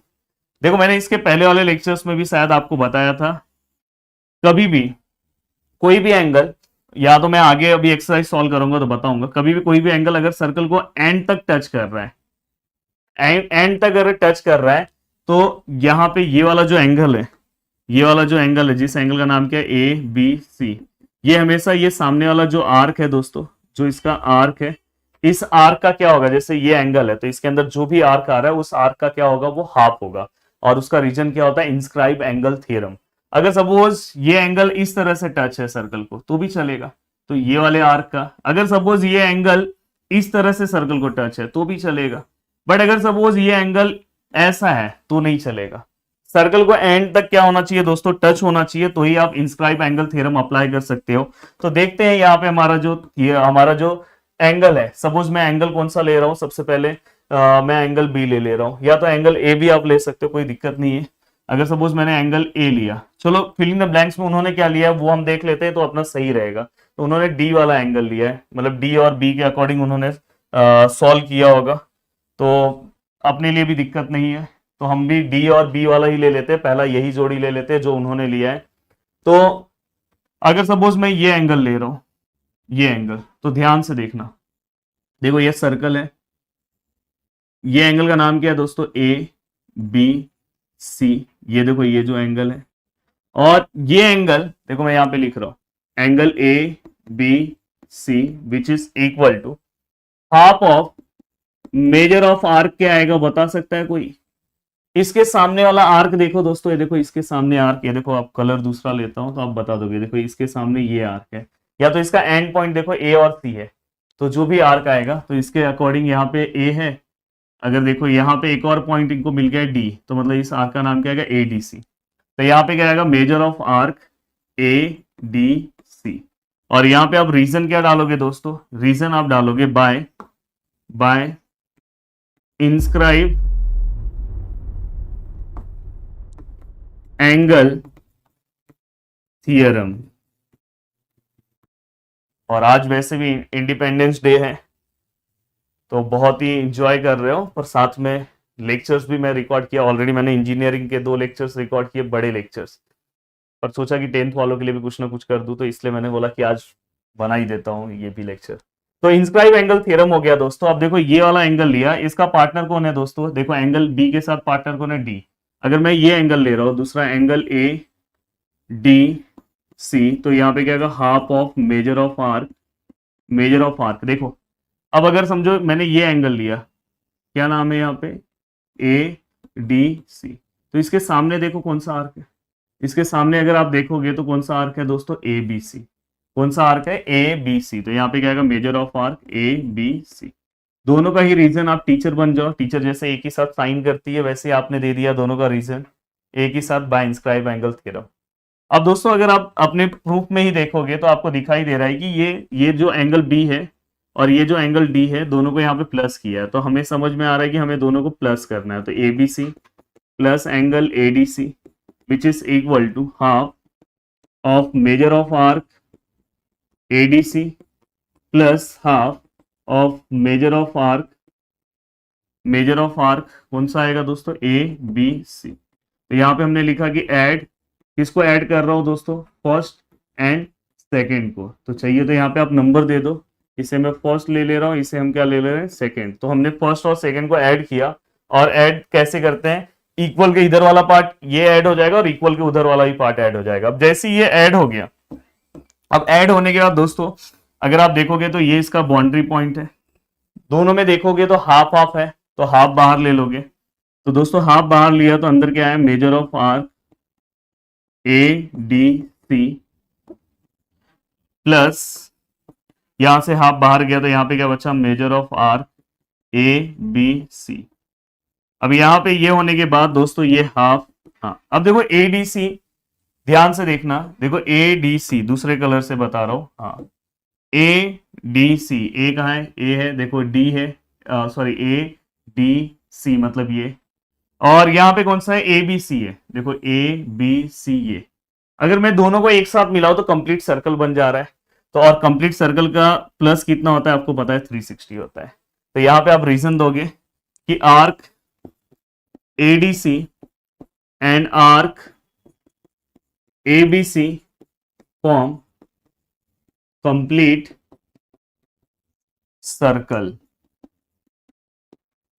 Form complete circle. अब मैं इसे आगे सॉल्व करूं तो दोस्तों यहां पे फाइनली आंसर कितना आ जाएगा, 180। अगर मैं इसको 2 से डिवाइड करूं तो यहां पे हमें एक एंगल मिल गया दोस्तों, A B C plus angle A D C which is equal to 180।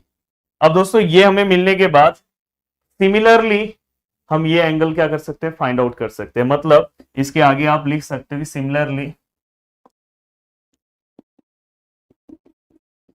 Similarly we can prove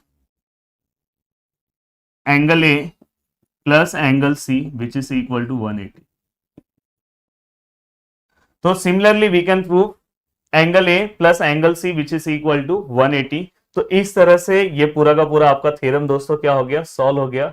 तो बहुत ही सिंपल स्टेप्स में मैंने आपको बताया है। अब चलते हैं दोस्तों, फिलिंग द ब्लैंक्स भी आपको मैं फिलअप करा दूं कि अगर इन केस अगर ये question filling the blanks type में आता है तो वो भी आपको आना चाहिए। देखो सबसे पहले आपको पता होना चाहिए, अब देखो यहाँ पे आप तुरंत बताओगे क्वाड्रिलेटरल का नाम क्या है दोस्तों, ए बी सी डी। थोड़ा सा मैं अपना मार्कर का पॉइंट छोटा कर लूं। अब दोस्तों यहाँ पता है angle B plus angle D which is equal to 180। अगर मुझे ये फिलिंग द ब्लैंक्स ही भरवाना रहता, एंगल सी का अपोजिट एंगल कौन है, एंगल ए, तो मैं फटाफट आपसे भरवा देता।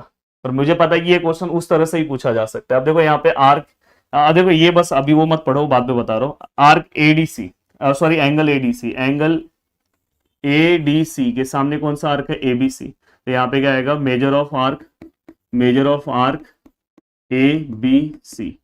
अब यहाँ पे अगर सिमिलरली दूसरा अगर आप निकालना चाहोगे तो ये वाला बाद में आप फिलअप करो, ये बताओ। देखो यहाँ पे आर्क क्या लिखा है, एडीसी।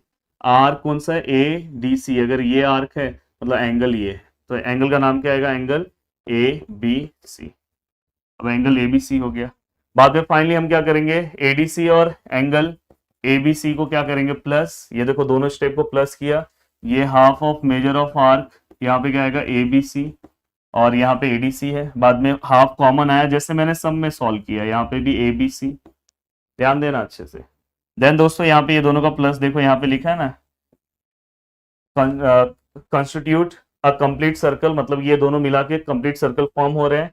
देन फाइनली इससे हमने क्या किया, 180 आया। And similarly we can prove, तो यहाँ पे angle A plus angle C which is equal to, similarly we can prove which is equal to 180।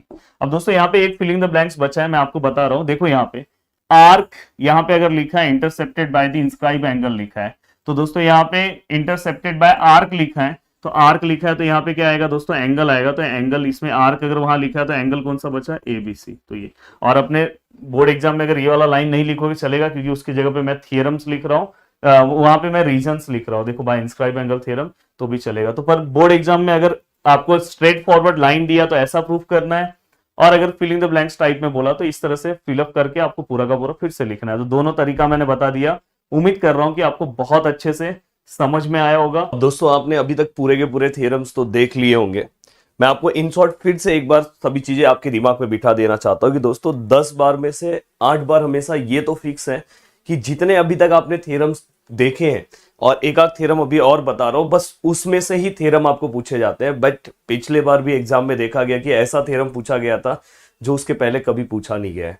तो इसलिए मैं आपको एकदम शॉर्ट रिवीजन आने वाले 5 से 10 मिनट में बाकी के सभी थ्योरम का दे दूंगा। अगर आपने इतने थ्योरम फटाफट देख लिए तो कभी कभार ऐसा हो सकता है कि यार थ्योरम कभी जैसे डिफिकल्ट आ जाए तो साथ में आपको इजी क्वेश्चन आ जाता है। बट अगर आपने ये सब पूरे फटाफट फटाफट थ्योरम्स अपने दिमाग में बिठा के रखे तो आप कुछ तो कुछ लिख के आओगे। तो इसलिए रिस्क मत लो, आगे की थ्योरम भी देख लो। इन शॉर्ट आपको मैं बता देना चाहता हूँ कि जो सबसे पहले आपको थ्योरम्स करना चाहिए, बीपीटी जो हमने करवा दिया, बाद में आपने पाइथागोरस थ्योरम कर लिया, पाइथागोरस थ्योरम भी आपने कवर कर लिया, एरिया ऑफ सिमिलर ट्राइंगल भी आपने कवर कर लिया, एंगल बाइसेक्टर भी आपने कवर कर दिया। ये सब मेन थ्योरम्स है, मतलब जो मोस्टली पूछा जाता है। देन इसके बाद आपने ये कवर करने के बाद टेंजेंट सेगमेंट थ्योरम कवर कर लिया होगा। टेंजेंट सेगमेंट थ्योरम कवर करने के बाद साइक्लिक क्वाड्रिलेटरल वाला थ्योरम कवर किया। ये 2 साल लगातार बोर्ड एग्जाम ने पूछा हुआ थ्योरम है। तो ऐसे अगर आपने ये पूरे के पूरे थ्योरम्स कवर कर लिए, बट कुछ ऐसे थ्योरम्स हैं जो बोर्ड एग्जाम, जैसे पिछले साल भी बोर्ड एग्जाम ने एक थ्योरम पूछा था जो प्रीवियस ईयर्स में ज्यादा पूछा ही नहीं गया था। तो पर ये थ्योरम में से ज्यादा चांसेस रहता है। पर अगर ये थ्योरम में से अगर कभी क्वेश्चन पूछा गया तो ये समझ के चलना कि जो क्वेश्चन है वो बहुत मतलब यहाँ पे थ्योरम अगर इसमें से पूछा गया तो हो सकता है साथ में क्वेश्चन थोड़ा सा डिफिकल्ट है। बट अगर थ्योरम अगर डिफिकल्ट पूछा जाए तो क्वेश्चन इजी रहेगा। और कभी कभी एग्जाम में मोस्टली एक ही थ्योरम पूछा जाता है, बट कभी कभार ऐसा हो जाता है, और 4 मार्क्स का एक काम आपका थ्योरम भी कर देता है। पर कभी कभार ऐसा हो जाता है कि एग्जाम के अंदर 2 थ्योरम आ जाते हैं। ऐसे हुआ एग्जाम में कि एक आपको 4 मार्क्स का थ्योरम और एक 3 मार्क्स में थ्योरम, तो थ्योरम ही आपको क्वेश्चन के फॉर्म में पूछ लेते हैं। तो चलते हैं दोस्तों, जैसे ये देखो, ये transversal made by 3 parallel lines. अगर बहुत सारे बच्चे सब कुछ करके जाते हैं, गलती से अगर ये पूछ लिया तो ये भी आपको पता होना चाहिए, बहुत सिंपल सा है। देखो ये प्रॉपर्टी है एक्चुअली। तो अगर आप देखोगे तो ट्रांसवर्सल, देखो ये 3 पैरेलल लाइन है, ये ट्रांसवर्सल है। तो आप सबसे पहले लिख दोगे कि line L, line M and N are parallel to each other है। देखो यहाँ पे गिवन में लिखा T1 and T2 are the transversal. बस इतना लिख दोगे तो भी काम हो जाएगा। प्रूफ क्या करना है हमें पता है, हम सम सॉल्व किए, A B upon B C, P Q upon Q R, ये हम लेंगे जस्ट। और दोस्तों इसको प्रूफ करना बहुत सिंपल प्रूफ है यार, बीपीटी बस अप्लाई कर देना है। देखो एक कंस्ट्रक्शन हम कर रहे हैं ज्वाइंट, फिर इसके बाद क्या करना है पता है, ये वाला जो ट्राइंगल है ना, ये वाले ट्राइंगल में बीपीटी अप्लाई कर दो। ये वाले ट्राइंगल में जब आप बीपीटी अप्लाई करोगे तो देखो यहाँ पे पैरेलल है, तो A B upon B C आएगा, और क्या आएगा, P D upon D C. और सेम फिर आपको बाजू वाले ट्राइंगल पे बीपीटी अप्लाई करना है, ये वाले पे, तो क्या आएगा, P D upon D C और P Q upon Q R. तो देखो ये देखो, और फिर अगर आप ये दोनों को ध्यान से देखोगे ना दोस्तों, तो भाई भाई भाईगिरी सिस्टम से बाहर। तो दोस्तों ये देखो, ये पीडी सेम है तो ये गायब हो जाएंगे, तो ये वाला पार्ट इसको इक्वल हो जाएगा। तो देखो फाइनली आप बस इतना ही लिखना, देखो डायरेक्ट आप ये लिख देना कि ए बी बी सी, ये डायरेक्ट, ये वाला स्टेप आप मत लिखना। देखो ये दोनों भाई भाई भाईगिरी सिस्टम से बाहर, तो A B upon B C equal to किसको हो जाएगा, P Q upon Q R, हो गया। तो भाई ऐसे जो कुछ थ्योरम्स आप नहीं करके जा रहे हो, अपने दिमाग में इस तरह से बिठा के जाओ कि भाई अगर पूछा तो हमको पता होना चाहिए। जैसे ये वाला पार्ट है, ये भी इतना ज्यादा इंपॉर्टेंट नहीं है। हाँ, इसके अंदर भी कुछ चीजें हैं जो इंपॉर्टेंट है, जो आपको 100% देख के जानी चाहिए, और ये सब के बारे में आपको आइडिया तो होना चाहिए। जैसे ये देखो क्या लिखा है, in a right angle triangle if the altitude is drawn. ये हमने आपको याद होगा ज्योमेट्रिक मीन के सम में हम क्या बोलते थे, एक 90 यहाँ पे, एक 90 यहाँ पे, तो उसका डायग्राम आप उसी तरह से याद रखना। देखो अल्टीट्यूड ड्रॉ कर रहे हैं हम हाइपोटेन्यूज के ऊपर, then 2 triangles form, 2 triangles form हो रहे हैं, are similar to original one, मतलब जो अपना ओरिजिनल ट्राइंगल है उसको। तो इस ट्राइंगल का देखो नाम लिखा होगा, देखो यहाँ पे छोटे वाले ट्राइंगल का नाम क्या लिखा है, एडीबी। एडीबी किसको सिमिलर है, ओरिजिनल वाले को, मतलब बड़े वाले को। फिर ये दूसरा वाला किसको सिमिलर है, ओरिजिनल वाले को, मतलब बड़ा वाले को। और फिर क्या होगा दोस्तों, ये दोनों आपस में भी सिमिलर होंगे, मतलब देखो ये वाला बड़े वाले को, ये वाला बड़े वाले को, ये दोनों आपस में भी, हो गया। और गिवन में वही लिखोगे 90 वाला। अब इसका प्रूफ तो बहुत सिंपल है दोस्तों। देखो सबसे पहले आप क्या करोगे, ये छोटा वाला, ये देखो ये वाला छोटा वाला बड़े वाले के साथ ले लोगे, ये छोटा वाला बड़े वाले के साथ। प्रूफ के दो ही स्टेप्स है, एक 90 और दूसरा दोस्तों कॉमन एंगल। तो अगर आप ध्यान से देखोगे, इसका नेमिंग भी देखोगे ना, तो ए कॉमन है। तो देखो यहाँ पे कॉमन एंगल लिया होगा ए वाला, देखो ना, ये देखो ए का नेमिंग कैसे लिखा है छोटे वाले में। देखो छोटे वाले ट्राइंगल में ए का नेमिंग कैसे लिखा है, ये एंगल ए है ना, तो क्या लिखा है DAB। और वही बड़े वाले में अगर मैं ए का नेमिंग लूँ तो बड़े वाले ट्राइंगल में क्या आएगा CAB। तो देखो यहाँ पे देखो CAB उन्होंने BAC लिखा है, दोनों सेम ही है।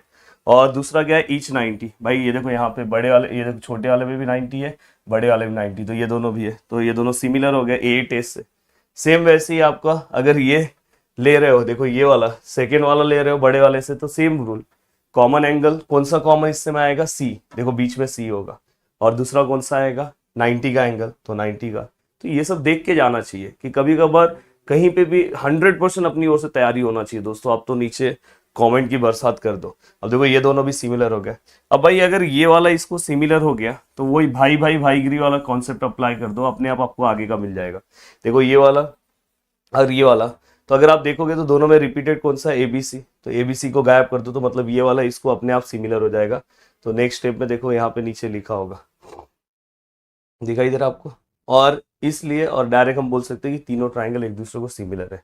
अब दोस्तों चलते हैं नेक्स्ट। देखो ये ज्योमेट्रिक मीन के थ्योरम का प्रूफ तो बहुत सिंपल है, इस तरह की चीजें पूछी नहीं जाती एग्जाम में, ये भी इतना पूछा नहीं जाएगा, बट आपको पता होना चाहिए। कभी कभार पूछ लिया तो 3 मार्क्स 2 मार्क्स के क्वेश्चन में पूछ लिया, तो ये बहुत सिंपल सा है। देखो थ्योरम की लाइन से भी आपको समझ में आ रहा है, in a right angle triangle perpendicular segment to the hypotenuse from the opposite vertex is geometric mean. तो देखो यहाँ पे ज्योमेट्रिक मीन ऐसे वर्ड आया तो समझ जाना भाई ये ज्योमेट्रिक मीन थ्योरम है। तो आपको डायग्राम तो पता है सभी को ज्योमेट्रिक मीन वाला, और इसका आपको प्रूफ भी पता है दोस्तों। ये देखो यहाँ पे गिवन प्रूफ लिखा नहीं, पर आपको पता है गिवन तो आप इन ट्राइंगल राइट एंगल वो सब लिख दोगे, हाइपोटेनियस। देखो प्रूफ में आप क्या लिखोगे आपको पता है, ये वाले का हम क्या लेते हैं स्क्वायर, और यहाँ से देखो इन्होंने जो प्रूफ किया तो यहाँ पे हम क्या करेंगे PS मल्टीप्लाई बाय SR लेंगे, और या तो आप SR अपॉन PS ले लोगे तो भी चलेगा, मतलब मल्टीप्लाई PS ले लोगे तो भी चलेगा। अब देखो सबसे पहले हमें क्या करना है, ट्राइंगल ये दोनों सिमिलर है, कौन सा ट्राइंगल सिमिलर है। अब देखो ये QS किसके अंदर का साइड है PS, और यहाँ पे SR है, तो कौन सा है QSR ये वाला, और PSQ, मतलब ये वाला ट्राइंगल ये वाले ट्राइंगल को सिमिलर होता है। हमने ऊपर ही पढ़ा similarity in right angle triangle, similarity of right angle triangle, अगर यहाँ 90 यहाँ 90 है तो ये वाला इसको, ये वाला बड़े वाले को, ये वाला बड़े वाले को, आपस में सब एक दूसरे को सिमिलर है, तो ये वाला इसको भी सिमिलर होगा। क्योंकि देखो QS अगर आप देखोगे PS इसका साइड है और SR इसका, तो ये दोनों सिमिलर है, तो ये आप direct reason similarity of right angle जो हमने ऊपर पढ़ा। अब ये बीच के स्टेप्स आप याद ही मत रखो, डायरेक्ट ये याद रखो, और इसके अकॉर्डिंग आप ऊपर का स्टेप्स लिखो, ये तो आपको पता है। देन इसके अकॉर्डिंग आप यहाँ पे क्या लिखोगे दोस्तों, देखो जो QS है देखो ना, मल्टीप्लाई होगा तो ही यहाँ पे स्क्वायर होगा, और दोस्तों इसके बाद यहाँ पे क्या लिख दो PS, और यहाँ पे क्या लिख दो SR, या तो आप ट्राइंगल से भी देख के लिख सकते हो। देखो QS के नीचे क्या है PS है, और देखो यहाँ पे QS, यहाँ पे अगर आप QS देखोगे तो यहाँ पे क्या SR है, बस हो गया, इतना लिख दोगे सब। हाँ यहाँ पे उसके साइड को लिख सकते हो CSST। अब देखो दोस्तों, हाँ कन्वर्स ऑफ पाइथागोरस थ्योरम है, ये भी पहले बहुत ज्यादा इंपॉर्टेंट हुआ करता था, बट अपने बुक में अब दिया है उन्होंने, बीच में बस इसका सम दिया था, पर अगर आप जाके अभी अपना बुक देखोगे तो उसके अंदर उन्होंने थ्योरम को प्रूफ करके दिया है, और बहुत सिंपल सा है। तो ये वाला थोड़ा सा अच्छे से करके जाना। देखो क्या लिखा है इसमें, पाइथागोरस थ्योरम में राइट एंगल ट्राइंगल स्टार्टिंग में दिया होगा, बट इसके अंदर बाय, और इसके अंदर राइट एंगल ट्राइंगल क्या होगा पता है, लास्ट में दिया है। देखो राइट एंगल ट्राइंगल दिखाई दे रहा है, तो ये एक आपको यहाँ पे डिफरेंस समझ में आएगा। कभी भी लास्ट में राइट एंगल ट्राइंगल आया तो समझ जाना भाई ये कन्वर्स है, और इसमें बहुत सिंपल सा फंडा है, 2 ट्राइंगल बनाना होता है। देखो गिवन में क्या लिख रहा हूँ, जो हमको गिवन है, हम ये देखो बोल रहे हैं ना in a right angle triangle, देखो square of the side, square of one side is equal to sum of the square of remaining side, मतलब इसमें से जो इसका स्क्वायर है AC का स्क्वायर है वो किसको इक्वल है, sum of the square of remaining side, जो हम पाइथागोरस थ्योरम अप्लाई करते हैं AB और BC को, ये पता है। और यहाँ पे हमें क्या प्रूफ करना है कि ये जो एंगल है दोस्तों 90 होना चाहिए। देखो ना लास्ट में बोला ना राइट एंगल, तो हम अपने कंस्ट्रक्शन के लिए हम एक और ट्राइंगल ड्रॉ करते हैं, और एक और ट्राइंगल ड्रॉ करते हैं तो उसमें ये वाला साइड जो इसका PQ है वो उसको हम AB को इक्वल लेते हैं। देखो यहाँ पे आपको मैं दिखाता हूँ, देखो ये कंस्ट्रक्शन याद रखना, हम एक ट्राइंगल ड्रॉ करेंगे जिसमें हम PQ का वैल्यू किसको इक्वल लेंगे, AB को, और QR का वैल्यू देखो ये पी क्यू हम किसको इक्वल लेंगे, ए बी को, और क्यू आर किसको लेंगे दोस्तों, ये देखो ये याद रखना, पी क्यू किसको, ए बी को, और क्यू आर किसको रहेगा, बी सी को। ये हम इक्वल लेंगे, और हम यहाँ पे जो ट्राइंगल ड्रॉ कर रहे हैं वो राइट एंगल ट्राइंगल है, मतलब 90 का मार्क। तो अब हम क्या करेंगे, इसके अंदर बस आप पाइथागोरस अप्लाई करो। ये देखो यहाँ पे, देखो ये अगर 90 का है तो पाइथागोरस अप्लाई करोगे तो क्या आएगा, पी आर का स्क्वायर, आपको नॉर्मल आता है। देखो पी आर का square P Q square plus Q R square, अगर आपने मेरे सभी सम्स को देखा होगा तो आपको पता होगा। और आपको पता है यार पी क्यू हम किसको इक्वल ले रहे हैं, ए बी को, तो यहाँ पे ए बी आएगा। क्यू आर हम किसको इक्वल ले रहे हैं, बी सी को, बी सी आएगा। और ये दोनों हमारे गिवन में लिखा है दोस्तों, क्या है, देखो हमारे गिवन में लिखा है कि ए बी और बी सी किसको इक्वल है, ए सी को। तो दोस्तों यहाँ पे फाइनली क्या हो जाएगा, ए सी। और फाइनली यहाँ पे देखो पी आर इक्वल टू क्या हो गया दोस्तों, ए सी। ये दोनों का स्क्वायर कैंसिल हो गया, तो पी आर इक्वल टू क्या हो गया दोस्तों, ए सी हो गया। अब P R equal to A सी हो गया, तो इससे ये पता चला कि जो पी क्यू था वो ए बी का इक्वल था, क्यू आर जो था वो बी सी को इक्वल था, और पी आर जो है दोस्तों ए सी को इक्वल है। मतलब ध्यान से देखो, मतलब ट्राइंगल का ये साइड इसको इक्वल, ये साइड इसको इक्वल, ये वाला साइड इसको इक्वल, मतलब ट्राइंगल के सभी साइड सभी को इक्वल हो गए। तो यहाँ पे अपन डायरेक्ट लिख सकते हैं कि दोनों ट्राइंगल एक दूसरे को क्या हो गए दोस्तों, कॉन्ग्रेंट हो गए। सिमिलर मत लिखना, कॉन्ग्रेंट हो गए। और अगर दोनों ट्राइंगल एक दूसरे को कॉन्ग्रेंट हो जाते हैं तो मेरे पास पावर है कि मैं उसके हर एक एंगल को कॉन्ग्रेंट बता सकता हूं। तो इसलिए ये एंगल 90 है, तो मैं उसको ये वाले एंगल को इस वाले एंगल से कॉन्ग्रेंट बताऊंगा, और वहां पे रीजन क्या लिखूंगा, CACT, याद रखना, corresponding angle of congruent triangle. तो ये वाला भी एंगल कितना आ जाएगा दोस्तों, 90। तो ये वाला भी angle confirm direct by direct क्या हो जाएगा दोस्तों, 90। तो ये वाला भी पार्ट हो गया, और 90 तो हमें प्रूफ करना था। तो देखो बहुत ही सिंपल सा है, एक बार अपने दिमाग पे बिठा लेना, पाइथागोरस। अपोलोनियस थ्योरम भी मेरे हिसाब से है, अगर जो लोगों ने कल का मेरा लाइव सेशन देखा है उनके लिए तो बहुत ईजी है, वही कॉन्सेप्ट है, कुछ अलग नहीं है। देखो गिवन में तो आपको पता है M is the mid point, वो लिखेंगे M is the mid point, diagram भी सबको आता है ड्रॉ करने। प्रूफ में भी आपको पता है ए बी ए सी, और यहाँ पे ए एम, और यहाँ पे बी एम, देखो ये देखो सेम। देन यहाँ पे कंस्ट्रक्शन में हम क्या कर रहे हैं, एडी परपेंडिकुलर ड्रॉ कर रहे हैं, ये भी पता है। अब देखो ये इतना बड़ा लाइन वाइन लिखने की जरूरत नहीं है, मैं ये एंगल ले रहा हूँ, देखो ये वाला लिखो ही मत। देखो ये वाला पार्ट सबसे ज्यादा इंपॉर्टेंट है, और ये पार्ट कैसे आता है, मैंने कल सम से एक लिया था, 4 मार्क्स का सम, उसमें मैंने आपको सिखाया था। देखो यहाँ पे अगर आप देखोगे तो ये एंगल, ये देखो ये एंगल, देखो ये वाला जो एंगल है वो ऑब्ट्यूस लग रहा है इस साइड में, तो ये वाला है। बस यहाँ पे आप एक लाइन क्या लिखोगे पता है, देखो यहाँ पे क्या लिखोगे, एंगल AMB ग्रेटर देन 90। अब ग्रेटर देन 90 है तो उसके बाद डायरेक्ट आप ये स्टेप लिख सकते हो। सर ये स्टेप्स कैसे लिखते हैं, अरे कल सिखाया ना। इसके सामने कौन सा साइड है दोस्तों, ए बी है, तो ए बी का स्क्वायर, फिर इसमें कौन सा साइड आ रहा है, ए एम का स्क्वायर, फिर नीचे बेस क्या है, बी एम का स्क्वायर, मतलब यहाँ पे एम बी लिखा है।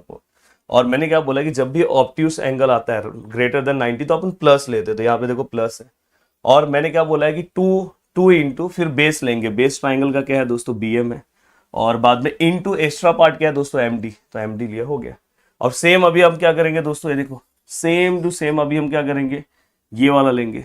अगर आप ध्यान से देखोगे तो भाई ये वाला लेस देन 90 दिख रहा है, तो लेस देन अगर 90 है तो सेम वही, इसके सामने कौन सा साइड है दोस्तों, देखो इस ट्राइंगल के सामने साइड कौन सा है, AC स्क्वायर, तो देखो यहाँ पे AC स्क्वायर। फिर यहाँ पे क्या आएगा, देखो हाँ ये देखो यहाँ पे AC स्क्वायर, देखो ये वाला प्रूफ कैसे है, ध्यान से देखो AC स्क्वायर। यहाँ पे क्या आएगा दोस्तों, इसका एक साइड क्या है AM, दूसरा साइड क्या है दोस्तों MC, और फिर माइनस लेंगे क्योंकि ये लेस देन 90 है, तो यहाँ पे आप लिखोगे angle AMC is less than 90।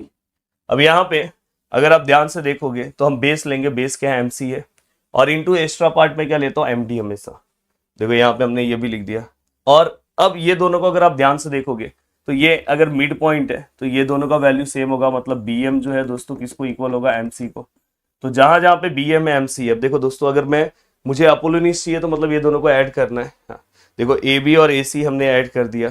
देखो ये देखो अभी थोड़ा सा मैं चेंजेस कर रहा हूँ, जहां पे देखो यहाँ पे जहां पे भी आपको MC दिख रहा होगा वहां पे मैं BM लिखूंगा। तो देखो यहाँ पे MC है तो हमने क्या कर दिया, इसको MB लिख दिया, BM लिख दिया। यहाँ पे भी हमने क्या कर दिया, BM लिख दिया। और तो मेन पार्ट अब हमारा ये हो गया।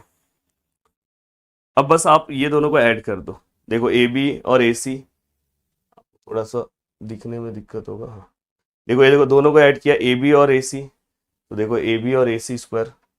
देन इसके बाद AM और AM, 2AM स्क्वायर, MB और MB, 2MB स्क्वायर, या तो 2BM स्क्वायर ले लो। और देखो ये वाला देखो plus 2BM MD minus 2BM MD, देखो अपोजिट साइन में और दोनों सेम है तो ये दोनों कैंसिल हो जाएगा। तो भाई आ गया ना। अपोलिनियस का क्यों इतना टेंशन लिया, अपोलिनियस करके जाना है सबको। ये वाला लेता हूँ।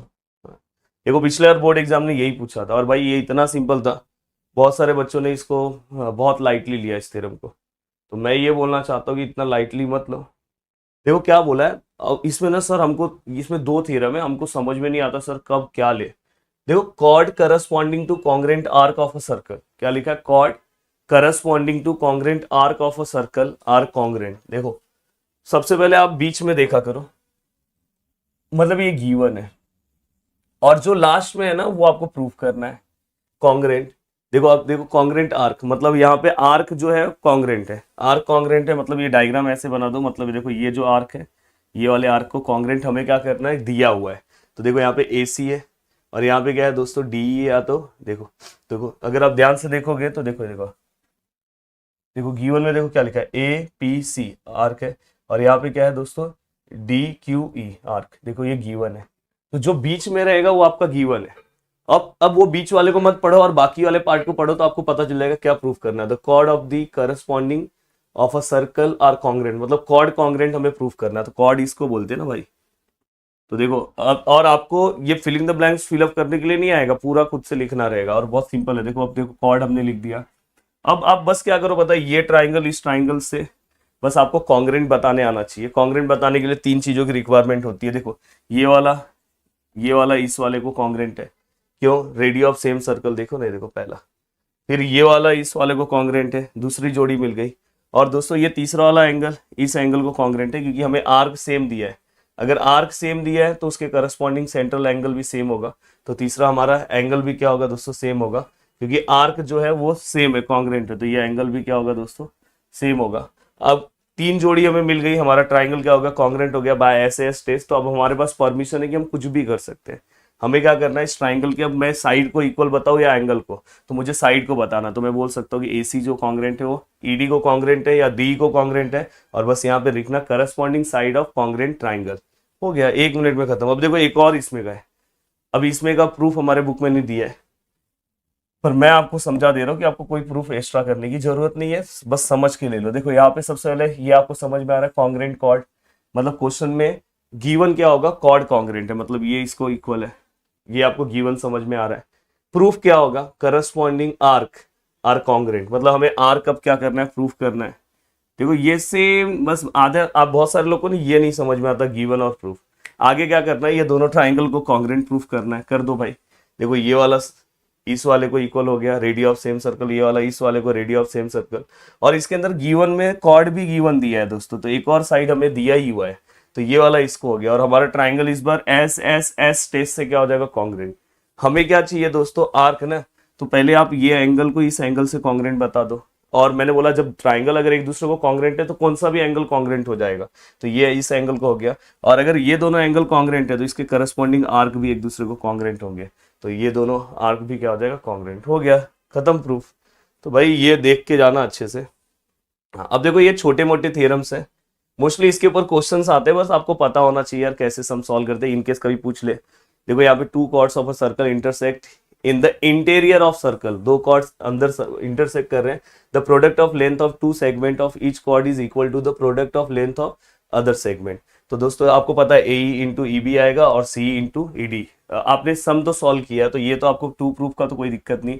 गिवन भी आप लिख सकते हो कि कॉर्ड्स जो यहाँ पे दिया intersect each other at point ई, वो भी कोई दिक्कत नहीं। इसलिए मैं बोल रहा हूँ कि कुछ ना कुछ तो लिख के आओगे, और ये बहुत एक्सट्रीम बहुत हार्ड पेपर आया तो इस तरह की चीजें आती है, क्योंकि कभी पूछा नहीं जाता। अब देखो दोस्तों यहाँ पे हमें क्या करना है, सबसे पहले हम इसको ज्वाइन कर रहे हैं और दो ट्राइंगल फॉर्म कर रहे हैं, तो कंस्ट्रक्शन भी आपको समझ में आया। ये दो ट्राइंगल है, बस हमारा एम है कि दोनों ट्राइंगल को सिमिलर बताना है, और सिमिलर इसलिए बताना है क्योंकि उसके साइड को प्रोपोर्शन में लेना है। जब मैं प्रोपोर्शन में लूंगा तो ही ये मुझे मिलेगा, तो समझ जाना कि भाई यहाँ पे सिमिलर बताना है, तो कंफ्यूजन नहीं होना चाहिए कॉन्ग्रेंट क्यों नहीं बताया। अब दोस्तों अगर आप सिमिलर बताने के लिए दो जोड़ी चाहिए, तो एक तो आप यहाँ पे अपोजिट एंगल ले सकते हो, वर्टिकली अपोजिट एंगल, और दूसरी जोड़ी आप और क्या ले सकते हो दोस्तों, कि angle inscribe in a same arc.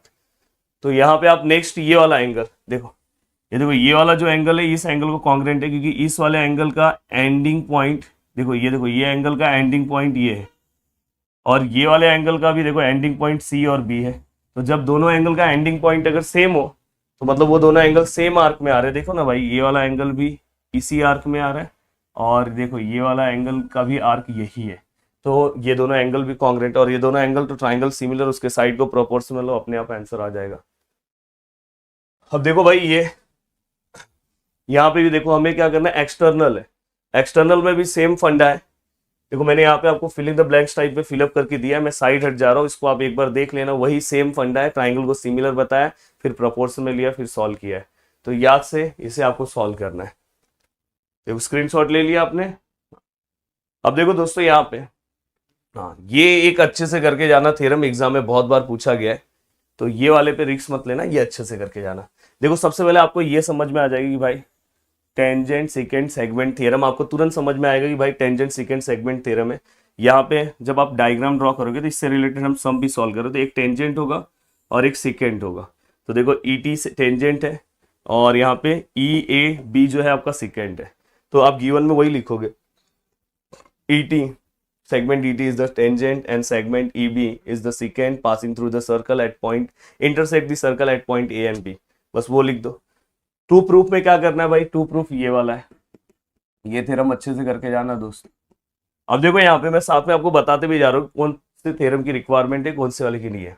अब देखो यहाँ पे EAT है और यहाँ पे क्या है दोस्तों, ETB। तो मतलब आपको एक बाहर वाला ट्राइंगल लेना है। देखो E, इसको पहले ज्वाइन करना है कंस्ट्रक्शन से, याद रखना, इसको ज्वाइन कर देना। अब देखो यहाँ पे देखो बाहर वाला EAT और दूसरा कौन सा है दोस्तों, ETB, मतलब बड़ा वाला। देखो मैंने बोल दिया, याद करवा दिया, ये वाला और फिर बड़ा वाला।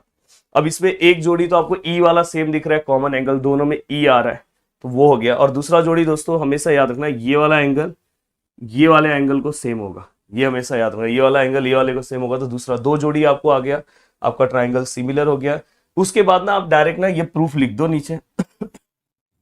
और भाई मैंने आपको सिखाया है ET स्क्वायर है ना, तो यहाँ पे ET, यहाँ पे भी ET, और इसके बाद दोस्तों क्या करना है, यहाँ पे एक ये ले लो और यहाँ पे क्या आएगा दोस्तों, EB हो गया।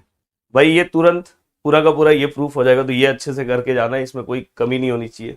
ये बीच के आप कर सकते हो पर ये दोनों अच्छे से करना है।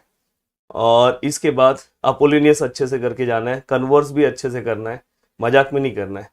और बस इतनी चीजें अगर आप अच्छे से कर लोगे तो हो जाएगा। अब देखो इंस्क्राइब के बारे में कुछ ऐसे बच्चे नहीं, सर हमें तो 100 आउट ऑफ 100 का हमारा सपना है ही है, तो भाई आप इंस्क्राइब भी देख के जाओ। और इंस्क्राइब बहुत सिंपल सा थ्योरम है, दिखने में बहुत हार्ड दिख रहा है पर बहुत सिंपल है। देखो सबसे पहले आपको पता है ये गिवन और टू प्रूफ तो पता है, टू प्रूफ तो सबको पता है दोस्तों।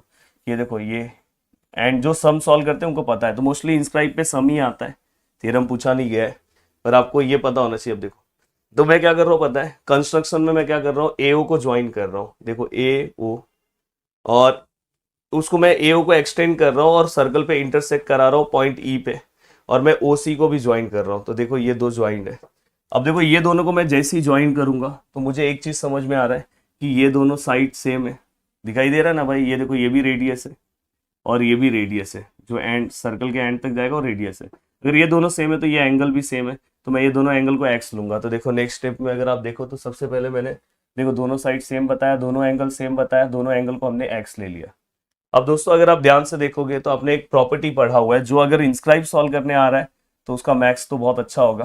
तो उसने पढ़ा है कि हमेशा ये जो हमारा एक्सटीरियर एंगल है, इसके बाजू वाले एंगल को छोड़ के बचे हुए दोनों एंगल का प्लस है, तो ये एक्स और एक्स है, तो ये कितना हो जाएगा 2x।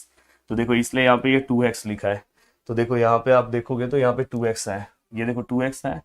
तो यहाँ पे देखो EOC इक्वल टू क्या हो गया दोस्तों, 2x। अब EOC अगर 2x है, देखो ध्यान से, अगर हमें देखो एंगल EOC अगर हमें 2x मिला है, तो आपको याद है मैंने एक प्रॉपर्टी पढ़ा है कि सेंट्रल एंगल हमेशा आर्क को सेम होता है। तो मतलब यहाँ पे मेजर ऑफ आर्क EC जो है, देखो अगर ये 2x है तो इसके सामने वाला आर्क जो है वो भी 2x होगा, तो ये 2x होगा और 2x होगा, तो मैं 2 यहाँ पे भेज दे रहा हूँ, तो ये 1/2 हो जाएगा मेजर ऑफ आर्क EC 1/2, और यहाँ पे x बचेगा। और x हमने किसको लिया है दोस्तों, अगर आप ध्यान से देखोगे तो x हमने किसको लिया, OAC को लिया है। तो हम यहाँ पे x की जगह पे हम लिख सकते हैं OAC। तो देखो पीछे आ जाओ, देखो पीछे अगर आप आते हो, देखो पीछे अगर आप आते हो तो देखो यहाँ पे OAC लिखा है, दिखाई दे रहा है, OAC is half of measure of arc. अब अगर OAC हाफ है, अगर समझ में आई, और ये OAC अगर समझो ये इस आर्क का आधा है, तो ये वाला भी सिमिलरली इस आर्क का आधा होगा। तो देखो यहाँ पे मैंने सिमिलरली करके लिख दिया है, देखो यहाँ पे सिमिलरली लिख दिया कि ये वाला भी आर्क का क्या होगा, आधा। बट अपने को क्या चाहिए, अपने को ये पूरा चाहिए दोस्तों, हमें ये आधा आधा से नहीं, हमें ये पूरा चाहिए। तो ये दोनों एंगल को आप प्लस कर दो, वैसे ये दोनों आर्क भी प्लस हो जाएंगे। तो देखो यहाँ पे जस्ट प्लस किया है, प्लस वाला गेम है। देखो ये दोनों एंगल को प्लस किया है, वैसे ही सेम दोनों का आर्क प्लस हो जाएगा, half half half half common आ गया। ये दोनों एंगल को प्लस करके अपने को बीएससी वाला एंगल मिलेगा, मतलब देखो ना ये एंगल और ये एंगल, तो अपने को ये पूरा एंगल मिलेगा। वैसे ये दोनों आर्क को प्लस करेंगे तो बड़ा वाला आर्क मिलेगा, और बड़े वाले आर्क का नाम क्या है, बीएससी। और बीसी जो हमें चाहिए था, यहाँ पे देखो एक हाँ, ये देखो यहाँ पे अगर आप पीछे आ रहे हो, देखो बी ई सी, उसी को मैं बी डी सी भी लिख सकता हूँ, उसी को मैं क्या लिख सकता हूँ दोस्तों, बी डी सी। तो देखो पीछे मैंने लिखा है। तो यहाँ पे दोस्तों इस तरह से देखो, आप मैंने यहाँ पे जो बताया, तो इस तरह से आप इंस्क्राइब में कुछ ना कुछ तो लिख के आ सकते हो। अगर बहुत ही डिफिकल्ट आया तो आपको इस तरह की चीजें पूछी जाएगी। और उम्मीद कर रहा हूँ कि पूरा का पूरा पार्ट आपको बहुत अच्छे समझ में आया। वीडियो को देखने के लिए दिल से थैंक यू सो मच दोस्तों। मिलते हैं नेक्स्ट लेक्चर में। बाय बाय, टेक केयर, जय हिंद दोस्तों।